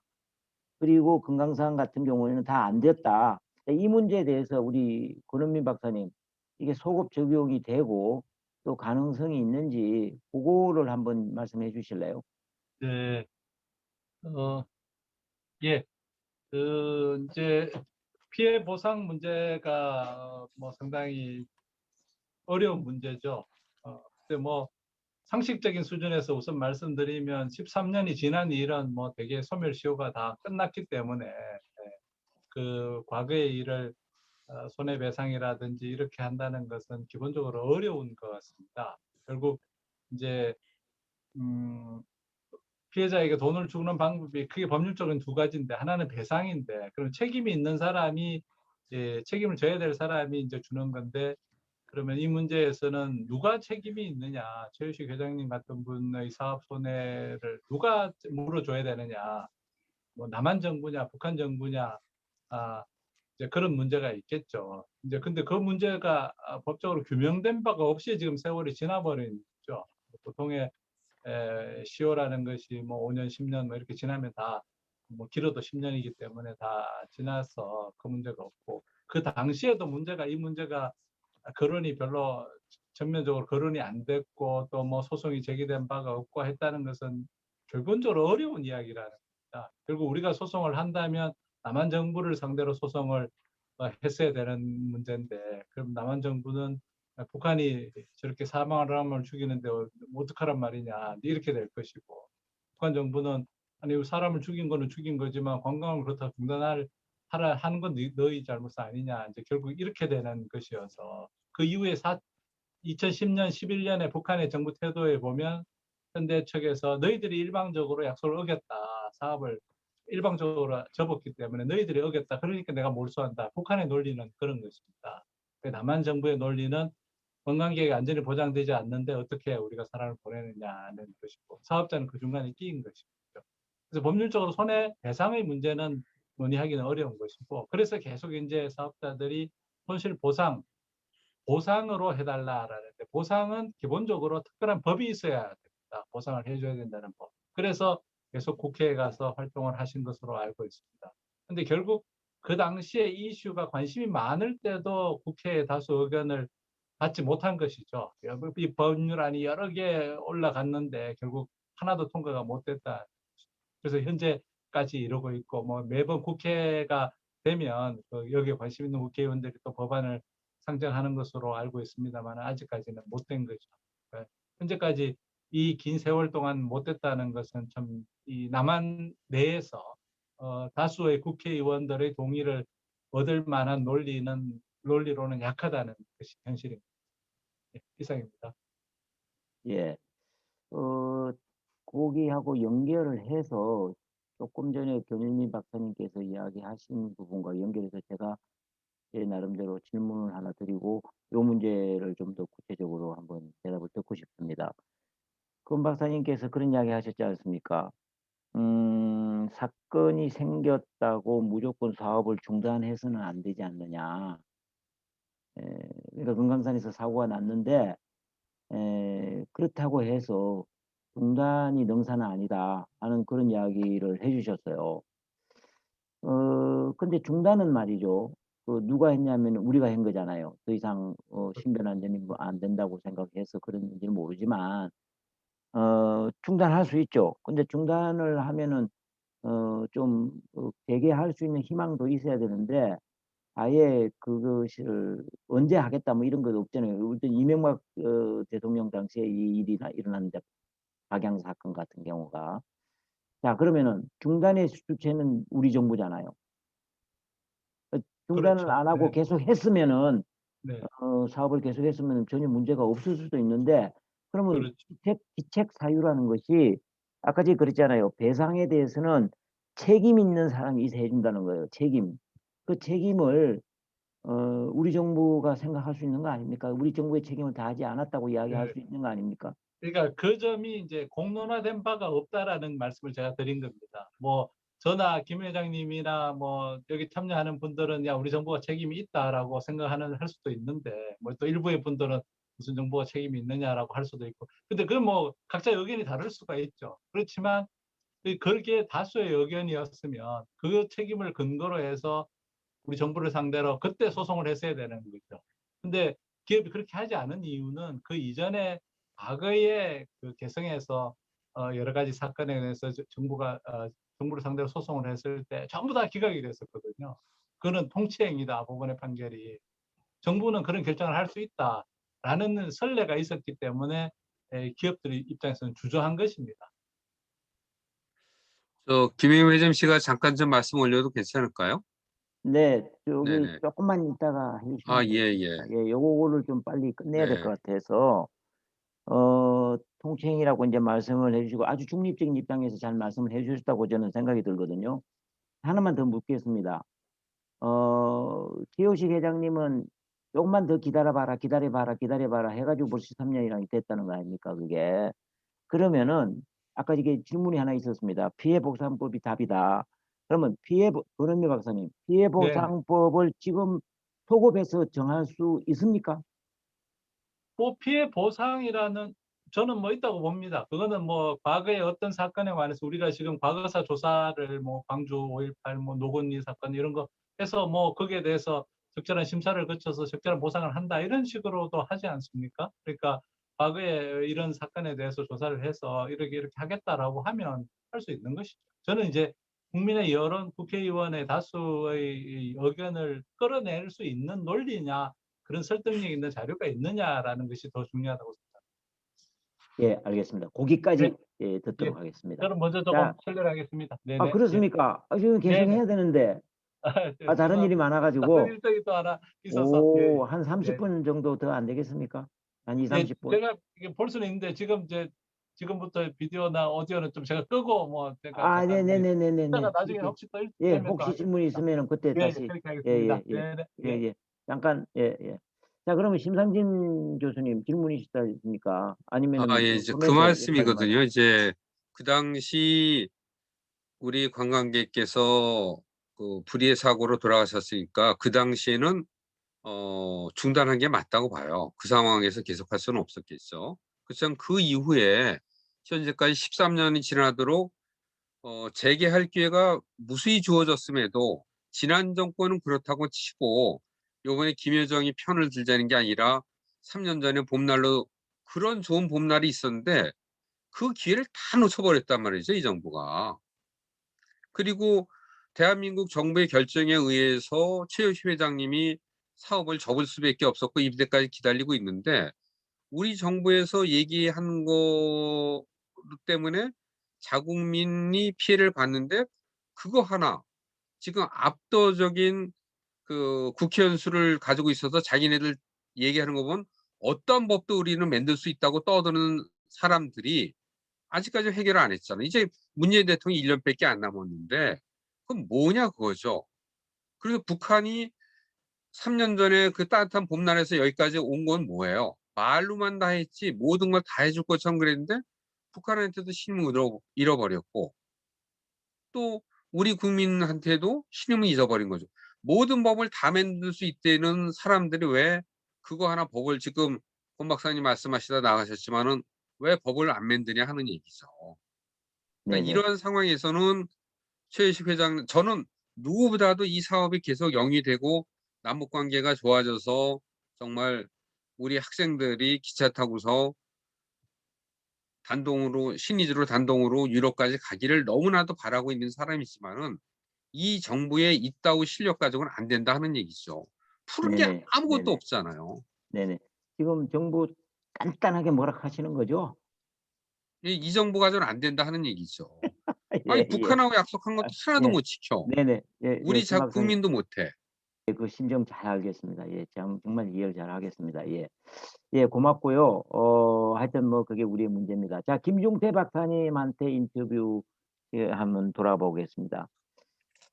아마 뭐 권은희 박사님도 요하고도 관련이 될 것 같은데 아까 저게 최효식 회장님이 개별 관광 이야기를 하셔서 좋은 아이디어라고 해서 제시해 주셨어요. 버스로 열대가 가든지 뭐 해서 가자 이게요. 갔다가 그날 내려오자. 그러면은 비자피 받고 입산료도 내고 식대도 챙겨가지고 하면 북한한테는 이익이 된다. 이제 그러면은 이제 여기 또 채팅방에 질문이 요거하고 관련돼 있습니다. 뭐라고 그랬냐면은 그게 북한에 그렇게 이익이 된다면 남쪽에는 이익이 안 되면은 남쪽에서 하려고 하는 사람이 있겠냐 그런 이야기도 했어요. 근데 거기에 대한 답하고 제가 하나 여쭙겠습니다. 그게 개별 관광이라고 할 수 있습니까? 그렇게 하는 것이? 그리고 그런 관광이 아무런 제재의 문제가 안 된다고 최우식 회장님은 말씀하셨는데 그렇게 생각하십니까? 여기에 대한 답을 좀 부탁드리겠습니다. 통일부에 계셨잖아요. 알겠습니다. 그 말씀, 요 답변 말씀 드리기 전에 제가 아까 최효식 회장님한테 질문 드린 게 있어요. 예, 예, 압니다. 예. 예. 그래서 어차피 이제 넘어갔으니까 그 부분에 대한 거를 우리가 명확하게 조금 정리를 하고 넘어갔으면 하는 이야기인데 최 회장님께서 어떻게 답변을 하실 건지 아니면 제가 이야기를 그냥 할 건지.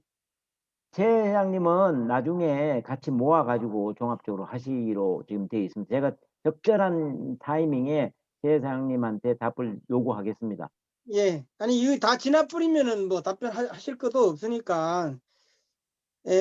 지금 남북 관계에서 이루어지는 이 경협 사업에 대한 이 지원, 피해 지원 이런 부분들은 다 교류협력법에 명기가 되어 있습니다. 그 교류협력법에 의해서 교육 지원이든 경협 사업 지원이든 이렇게 되어 있는데 사실 금강산에 들어와 있는 그 개별 기업들은 정부하고 협력 사업 승인이 난 게 아니고 아산하고 현대 아산하고 계약 관계에서 이렇게 이루어지는 그런 법적인 제도상의 그 하자가 좀 있어요. 그래서 그 후에 이제 그런 부분들이 조치는 됐습니다만은 이런 부분이 어떻게 보면 내가 뭐 정부를 두둔하려고 그런 게 아니라 할 수 있는데 안 해준 게 아니고 그때 당시에는 근본적으로 그런 문제가 있었기 때문에 이거를 피해보상법이 안 되면 빨리 그런 부분들을 재조정해가지고 그 후에 지원할 수 있는 이런 부분들이 고려가 됐어야 되는데 그런 부분들이 충분히 뒤따르지 않았기 때문에 이렇게 13년의 세월이 흘러간 게 아닌가. 그래서 앞으로 이런 부분에 대해서도 아까 권은민 변호사님 말씀이 계셨습니다만은 법 제도적으로 보완할 부분은 이거를 반면교사로 삼아서 좀 그렇게 했으면 좋겠다는 말씀을 먼저 좀 드리고, 개별 관광 관련해 가지고 뭐 이전까지 이 부분이 북쪽에서 가타부타하고 이야기한 내용은 아무것도 없습니다.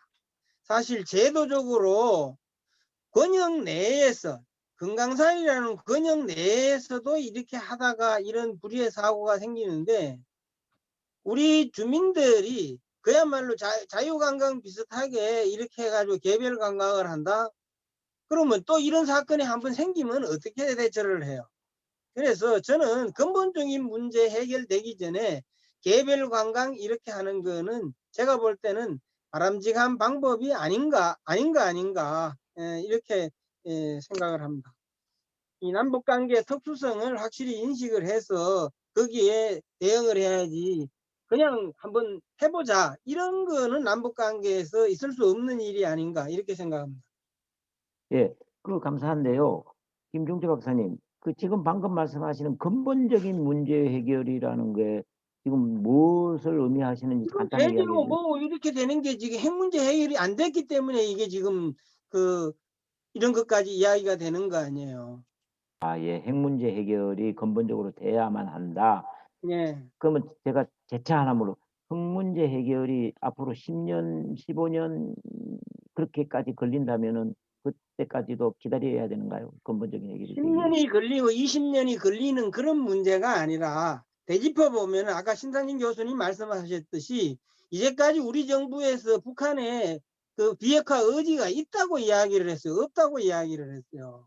이제 그런 부분들이 자꾸 이게 되짚는 이야기가 돼서는 서로 불편한 관계가 되니까, 이건 뭐 제가 오늘 뭐 그 문제를 가지고 토론하는 시간이 아니니까, 앞으로의 문제가 아니고 지난 거에 대한 문제 해결이 정리가 안 됐는데 앞으로 10년, 20년 이건 뭐 아무 의미가 없는 이야기죠.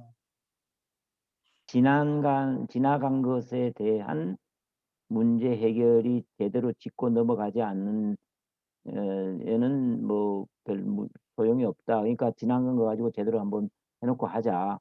핵 문제 해결된다고 이야기한 것부터 잘못되지 않았느냐. 뭐 이런 말씀으로 제가 듣겠습니다. 네, 예. 거기까지 듣도록 하겠습니다.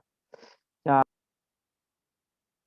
분들께서 또 질문이 있을 수도 있으세요. 보면은 그래서 바로 말씀을 해주셔도 좋고 아니면은 뭐 채팅방에도 해주셔도 좋습니다.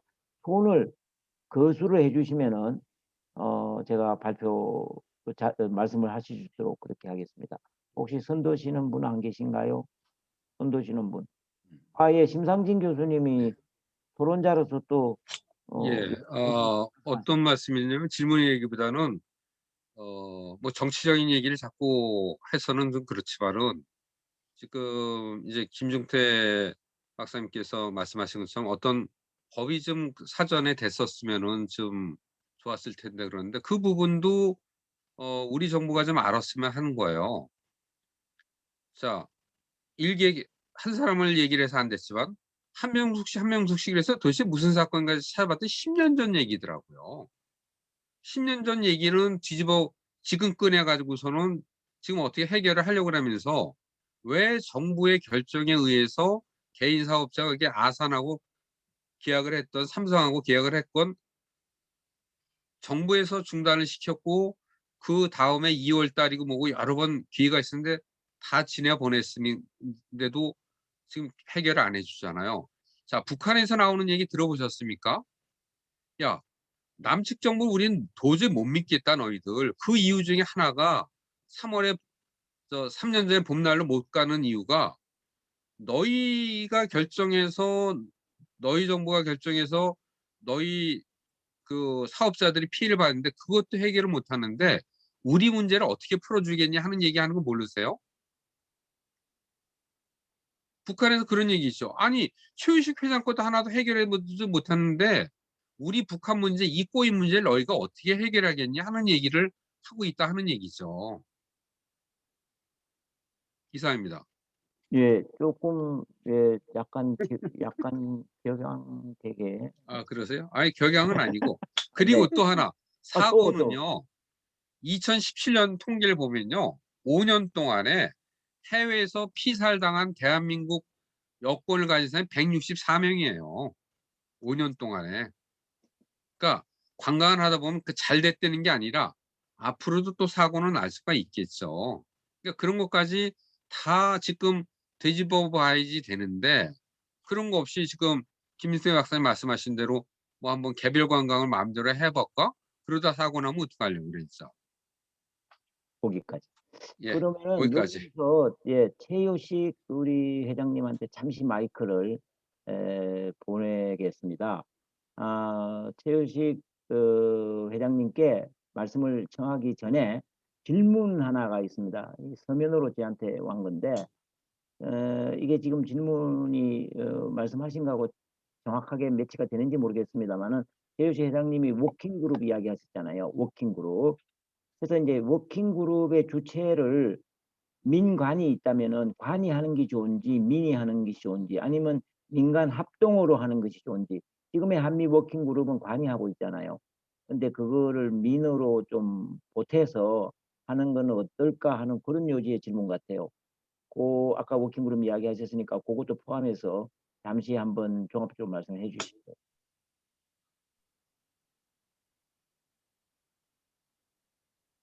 예, 열렸습니까? 네. 아, 예, 참, 좋은 말씀들 감사합니다. 김중태 박사님께서, 먼저 질문하신 거, 박왕자 사건이었을 때 정부의 입장은 어떻게 쓰면 쓰겠나는 부분인데, 물론 좋습니다. 정부는 사망사고로 우리 국민이 사망했으니 당연한 조치라고 하겠죠. 그러나 그게 어느 시점에서는 다시 재개가 됐어야 됐다는 얘기죠. 즉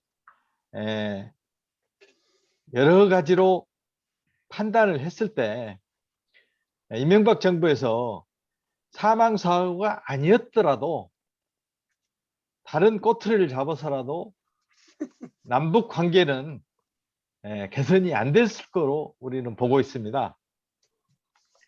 2010년에 개성에서 금강산 개성 재개하자는 협상이 있었습니다. 2010년 2월 10일이죠. 우리 남쪽에서 간 김 국장님께서는 협상을 하다가 박차고 나왔습니다. 협상의 의지가 없었죠. 우리가 요구한 3대 조건을 다 제시한다고 그래도 안 하고 나왔다고 후일담으로 북측에서 그 서류까지 넘겨준 것을 내가 받아다가 통일부하고 국정원에다가 넘긴 바도 있습니다만 전혀 우리 정부가 의지가 없었다는 거죠. 자, 북측 사람들이 서운한 얘기를 합니다. 북측의 초병을 우리나라 모 회사 과장이 술 먹고 가다가 차로 들이받아서 사망을 했습니다. 2명이나. 그래도 북측에서는 합의를 다 했습니다. 그리고 그 이후에 동해에서 모래 제치선에서 사망사고가 3명이나 있었습니다. 북측에서는 다 그런 거 인정을 했다고 그럽니다. 그런데 우리는 유독히 박왕자 사건을 빌미로 해가지고 해결을 못하고 계속 했던 부분은 이명박 정부가 전혀 의사가 없었다. 뭐 그걸 가지고 여러 가지 국제재판소까지도 보내고 그랬잖아요. 근데 내가 알기로는 그게 북한은 자기들이 정당 방위였다라고 뭐 나온 걸로 알고 있습니다. 그래서 그때 당시 정권이 흘러가다 보니까 지금은 우리가 막은 것을 우리가 열지 못하는 심정이 돼버렸습니다.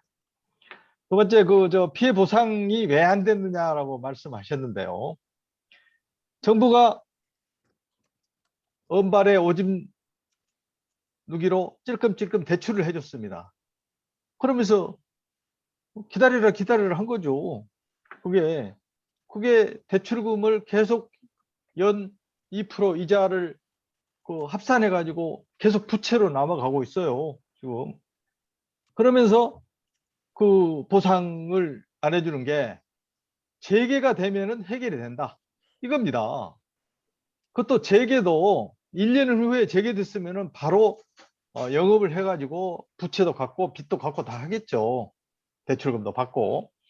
근데 지금 상황에서는 재개가 되더라도 남쪽 사람들이 북쪽에 가서 그런 사업을 할 수가 없고, 또 그런 초창기 때 같이 돈을 벌 수가 없으니 빚을 못 갚습니다. 그래서 요구를 한 게 아까 권은민 그 변호사님께서 말씀하신 피해보상법 소송을 제기를 하고 있는 겁니다. 그리고 이제 그 개별 관광을 말씀하셨는데 정부에서 얘기를 합니다. 개별 관광은 미국 그 돈 퍼주기에 해당이 안 된다는 겁니다. 그러니까 하겠다고 자꾸 이제 메아리로 메시지를 보내는 거죠. 그게 왜? 다른데 미국 사람도 북측에 가가지고 자기들이 쓴 거 그대로 거기다가 돈 내고 갑니다. 그건 자율적으로 관광을 하는 겁니다.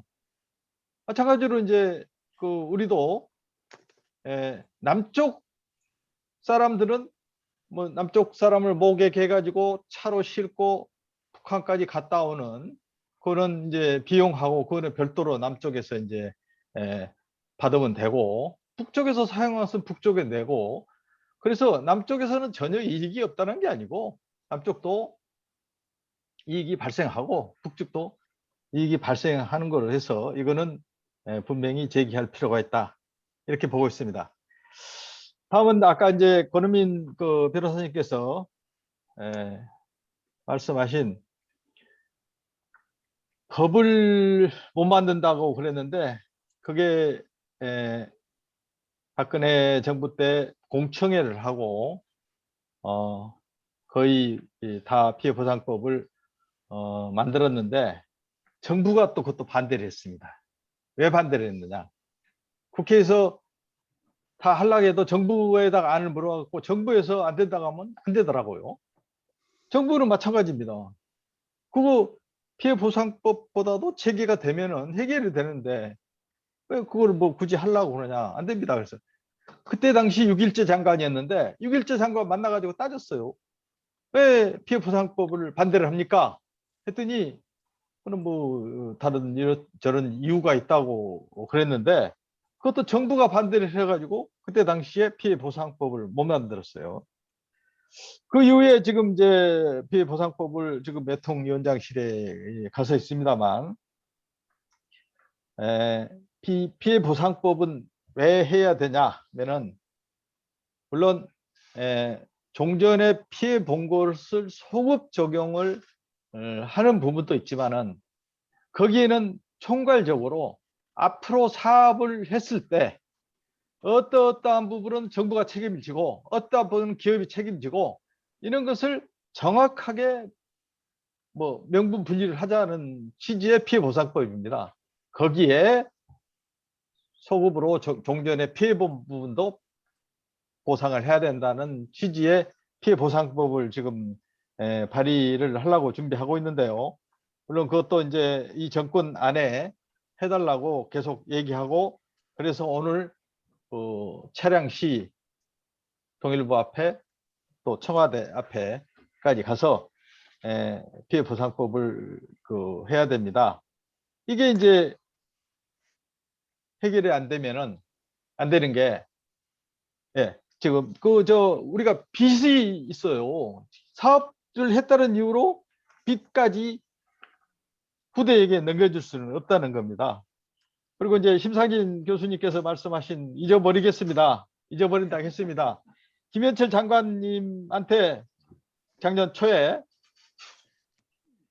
처음 김정은 위원장이 안 된다고 해서 가서 얘기했습니다. 어젯밤에 한숨 못 자고 장관 만나러 왔습니다. 모든 걸 정리하겠습니다 하면서 내가 70 넘어가지고 통일부가 갖고 대성통곡을 하고 울었어요. 이게 나도 모르게 눈물이 막 나더란 얘기죠. 그동안에 애착을 갖던 사업이었는데 중단을 하자고 그러니까 그래서 눈물까지 흘렀고 정리하자고 그랬습니다. 여기서 이제 그 피해보상법은 꼭 해야 되는 게 대출금이 청산돼야 된다. 그래서 꼭 해야 된다. 아까 마지막에 또 워킹그룹 민관 문제를 저한테 얘기했죠? 또 물론 이제 민간인이 들어가면은 참 협상하기가 좋습니다. 그런데 이제 정부에서 그거는 이제 민간인을 잘 안 받아들이려고 합니다. 그런 부분. 그렇게 알고 있습니다. 이상입니다. 답이 됐나 모르겠네요. 네, 요식 회장님 지금 내 앞에 바로 앞에서 말씀하십니다만은 그냥 울려고 그랬죠. 이제 막 울컥하시더라고요. 아, 참 그 장본인이 안 되면은 우리가 이해하기가 힘들지 않겠습니까? 아, 예, 감사합니다. 지금 이제 시간이 한 15분 남았는데요. 여기에는 금강산 사업을 하셨던 분도 또 와 계십니다. 우리 이종홍 대표님이 여기 계신데 한번 말씀을 청해 듣고, 그 다음에 그 박예영 선생님이라고 통일코리아 협동조합 대표 계신 분인데, 이분은 뭐 다 아시겠습니다만 저 위에서 오신 분이에요. 그래서 그분의 이야기를 잠깐 들을 수 있는 시간이 있으면 좋겠습니다. 제가 그냥 긴급하게 우리 이종홍 대표님을 이렇게 모셨는데 인사할 겸, 그래서 건강 사업을 하셨으니까 아마 그 소회라든지 그런 거 또 들으시고 또 생각나시는 거 있으면 간단하게 한번 말씀해 주실래요? 아, 죄송한데요. 네, 그 마이크를 해제하셔야 돼요. 예, 해제했습니다. 안 들리시나요? 잘 해제했는데. 들립니다. 아, 예, 그러면 죄송한데요. 누가 먼저 이야기하실래요? 박희영 선생님이 먼저 하실래요? 아니면 예, 박희영 선생님이 먼저 하시죠. 예, 좋습니다. 아, 아니, 그게 아니고요. 예, 암튼, 제가 오늘 굉장히 지금 바빠가지고, 지금 계속 단쪽으로 업무를 보면서 지금 이게 귀한 말씀들을 들었어요. 그런데 그냥, 제가 지금 나눌 수 있는 건 그냥 이렇게 들으면서 제가 그냥 느낀 부분을 말씀을 드리면, 우리 어쨌든 남북 관계 개선이나 그리고 또 이제 뭐 개성공단이든 금강산 관광 재개하는 거에 대해서 이렇게 따뜻한 마음을 갖고 계신 분들이 계신 것에 대해서 제가 북한 출신으로서 굉장히 감사하다는 말씀을 좀 전할 수 있고요. 그리고 저도 이 재개를 위해서 아까 어떤 분은 굉장히 답답해 하셨잖아요. 이 정부가 할 수 있는데도 못한 것에 대해서 거기에 또 공감이 되고요. 그리고 또 지금 또 재개를 하기가 쉽지 않은 또 그런 여건들이 있는 것에 대해서 말씀하시는 것도 또 공감이 되고, 예, 공감은 다 되는데 또 답답함이 이렇게 확 풀리는 건 아니지만 또 이런 부분들을 같이 고민하시는 분들이 계시는 이런 따뜻한 마음을 가진 분들이 계신다는 것만으로도 제가 오늘 이 강의 들은 좀 유익함이 있지 않을까 싶습니다. 오늘 이 정도만 먼저 나누도록 하겠습니다. 예, 준비를 안 하셨는데 제가 그냥 대뜸 이렇게 네. 모셔갖고 좀 죄송합니다. 예, 예. 그렇게 하고 바쁘신 것 같아요, 보니까. 네. 여기 지금 제가 이렇게 모니터를 보면은요, 그 말씀을 들으면서 다른 일도 이렇게 열심히 하시는 분이 계시더라고요. 우리 최춘선 선생님, 아까 아령도 막 드시고 말이죠. 막 그러시더라고요. 예, 이거 얼마나 좋습니까? 예, 일석이조입니다. 그렇죠? 예. 자, 그러면은 우리 이종홍 대표님, 어떻게 준비되셨습니까? 네, 말씀 한번 해주십시오.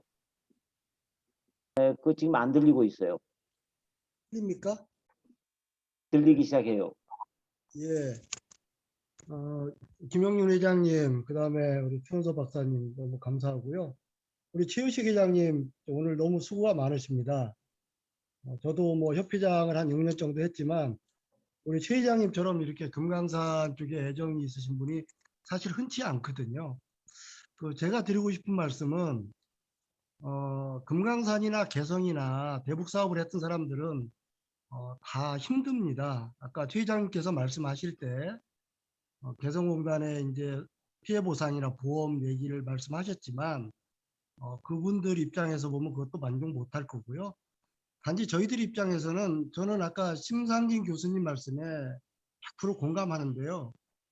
우리가 지금 남북 물류 포럼이나 남북관계 개선을 위해서 이 자리에 많은 분들이 계시지만 저는 두 번 다시 북한 사업을 하고 싶지 않은 사람 중에 하나입니다.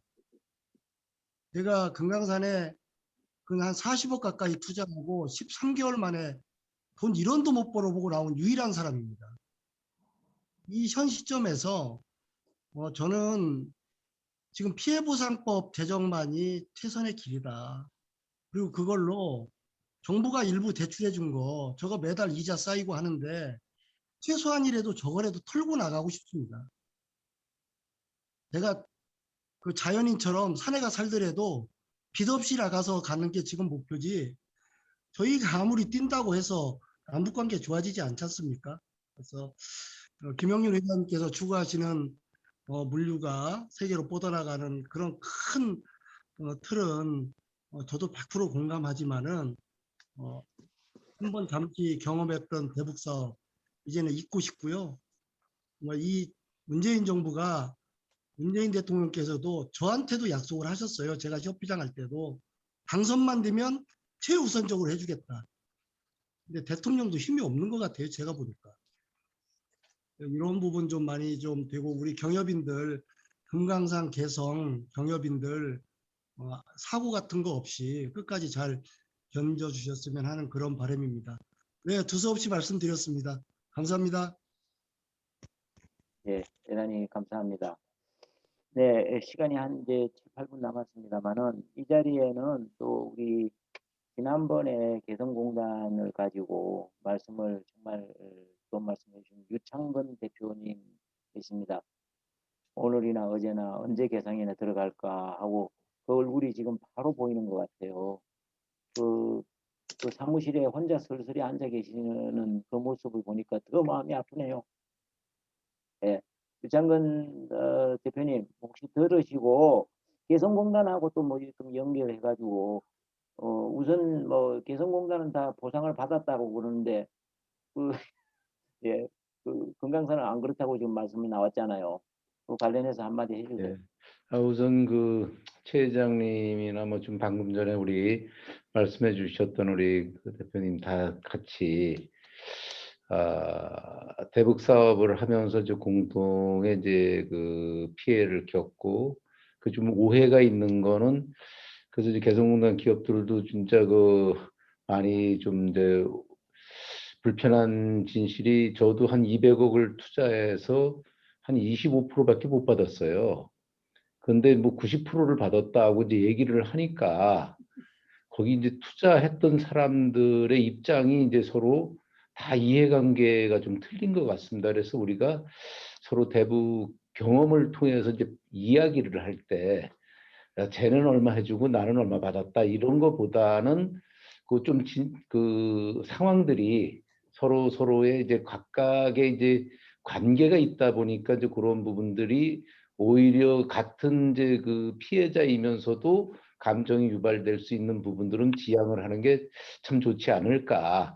이제 그러고 아까 심상진 교수님께서 오죽 답답하면은 진짜 이제 잊어라 라고 이제 말씀을 하셨는데 그렇습니다. 이게 이제 남북 관계라는 걸 저희가 이제 지금도 계속 이 맥을 유지하면서 애정을 갖고 있는 거는 직접적인 당사자이고 관계자인데 우리조차 잊어버리면 사실은 고리가 끊어지는 거기 때문에 그런 부분들에 대해서 이런 자리를 통해서 서로 소통하고 격려하고 여러 가지로 현 정부에 대한 아쉬움 뭐 이런 거 참 많이 있지만 우리 정부의 한계를 느껴봤고 그래서 저는 그렇습니다. 이제 이것이 이제는 좀 더 심화된 어떤 상태에서 경험을 한 거기 때문에 좀 더 발전적인 모습으로 하되 적어도 남북 관계가 영원히 우리가 이렇게 가기를 원하는 거는 국민으로서 또 바람직한 건 아니다. 어떤 정권이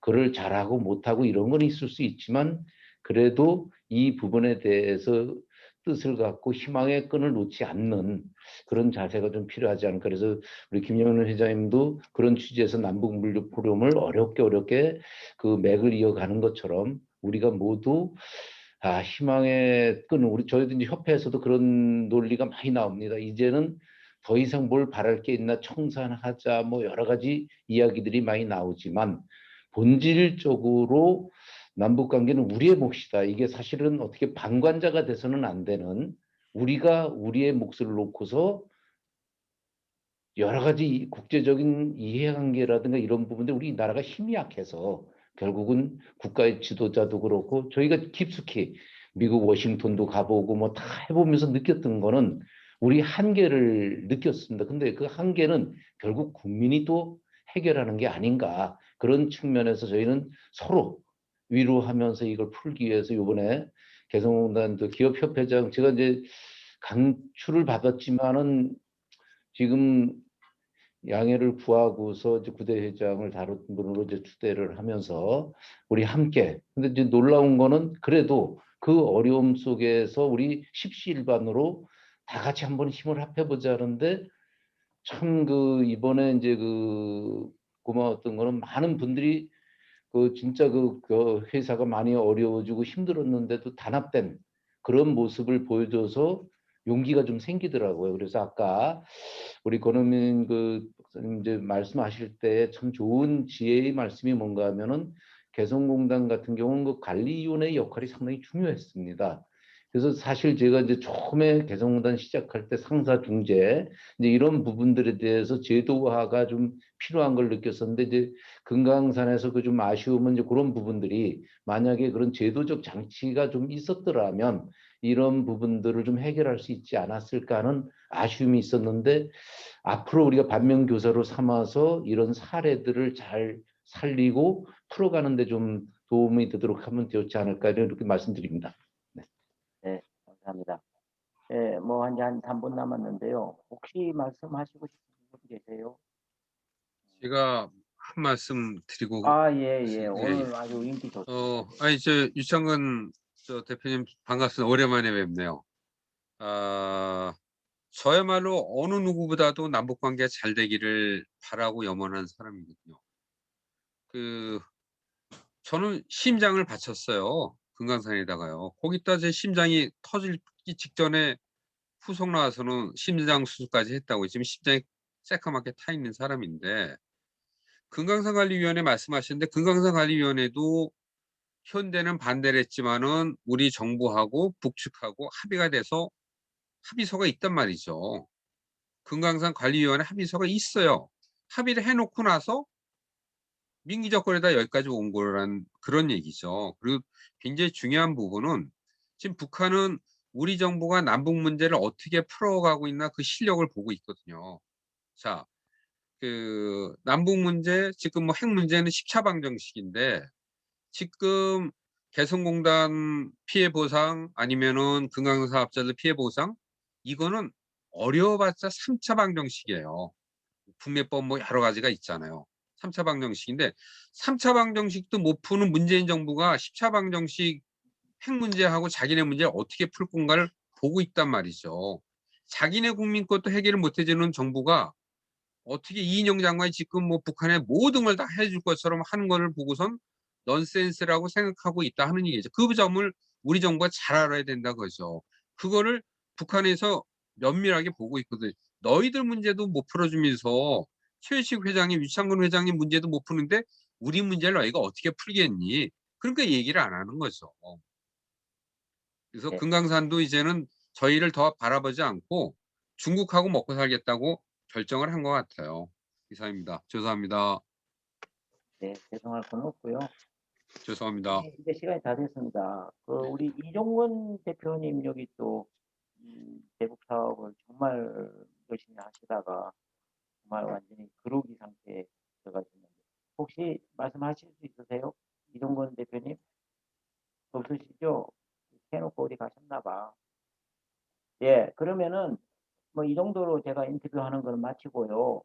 우리 추원수 박사님께 마무리 말씀을 듣고 마치도록 하겠습니다. 여러분 아까 말씀드렸듯이 마친 다음에 잠깐 토론이 또 있을 수 있겠습니다. 그래서 바쁘지 않으시면은 말씀을 좀 달아주시면 감사하겠습니다. 우리 언제 이걸 하느냐 시간 결정 문제입니다.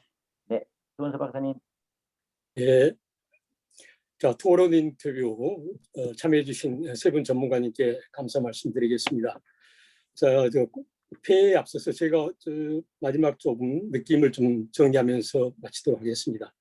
아까 우리 심상진 교수님께서 이 정부 갖고는 안 된다 이런 말씀하셨는데 아마 이런 뜻 같아요. 남북관계 개선 의지가 어느 정부보다 강했던 문재인 정부가 나섰는데도 불구하고 개성공단이다 금강산 관광 재개다 하는 것마저도 못했으면은 앞으로 희망이 있겠느냐 이런 말씀 같아요. 아마 여러분 그렇게 이해하셨으리라 믿습니다. 그래서 뭐 아까 잊어버려라 이런 말씀까지 하셨는데 저는 한편으로는 진심은 그렇지만 희망의 끈을 놓아서는 안 된다 이런 말씀을 역설적으로 말씀하신 게 아닌가 싶습니다. 제가 마지막 코멘트하고 싶은 부분은 이런 겁니다. 지금 과거에 개성공단이나 금강산 관광은 남북 간의 문제였어요. 근데 이것이 어느 날부터 국제 문제가 돼버렸습니다. 저는 비유를 이렇게 하거든요. 옛날에 동학혁명이 일어났을 때 우리 내부적으로 수습하면 되는데 청나라의 도움을 요청했거든요. 그러다 보니까 나중에 일본까지 개입하고 청일전쟁이 발생하면서 나라가 이상한 방향으로 갔거든요. 자, 개성공단이나 금강산 관광이다. 사건 사고가 터지면 이것을 우리끼리 수습해가지고 우리끼리 해결해서 우리 대한민국의 나만의 독자적인 영역을 확보하고 있어야 됐는데 이 모든 영역마저도 국제문제로 다 넘겨줘 버렸거든요. 그러니까 막상 풀려고 하니까 제재다 뭐다 해가 하나도 되는 것이 없는 거예요. 의지가 있죠. 안 되는 거예요. 그래서 지금부터는 우리가 어떻게 하면은 이러한 가운데서나마 돌파구를 마련해 나갈 것인가에 좀 지혜를 모아야 되는 것이 아닐까 이런 생각을 해봅니다. 제 개인적으로는 정상결제제도 같은 것을 다시 부각시켜서 가도적으로 이것을 활용하는 방법 등을 충분히 모색해 볼 수 있다고 생각하고 있습니다. 자, 그래서 이제 지난 시간과 이번 시간에 걸쳐서 남북 경협의 핵심 사업이었던 개성관광과 금강산 관광 사업에 대해서 우리가 한번 돌이켜보면서 해고하고 또 나름대로 앞으로의 미래를 짚어보는 시간을 가졌습니다. 오늘 여러 가지로 바쁘신 가운데서도 발제를 맡아서 애써주신 최우식 회장님, 우리 세 분 전문가님께 감사드리고 또 귀중한 시간을 내셔서 오후에 이 간담회에 참석해 주신 여러분 모두께 진심으로 감사 말씀을 드리면서 172회 남북푸름의 간담회는 이것으로 모두 마치도록 하겠습니다. 여러분 수고가 많으셨습니다. 대단히 감사합니다. 수고하셨습니다. 수고하셨어요. 감사합니다.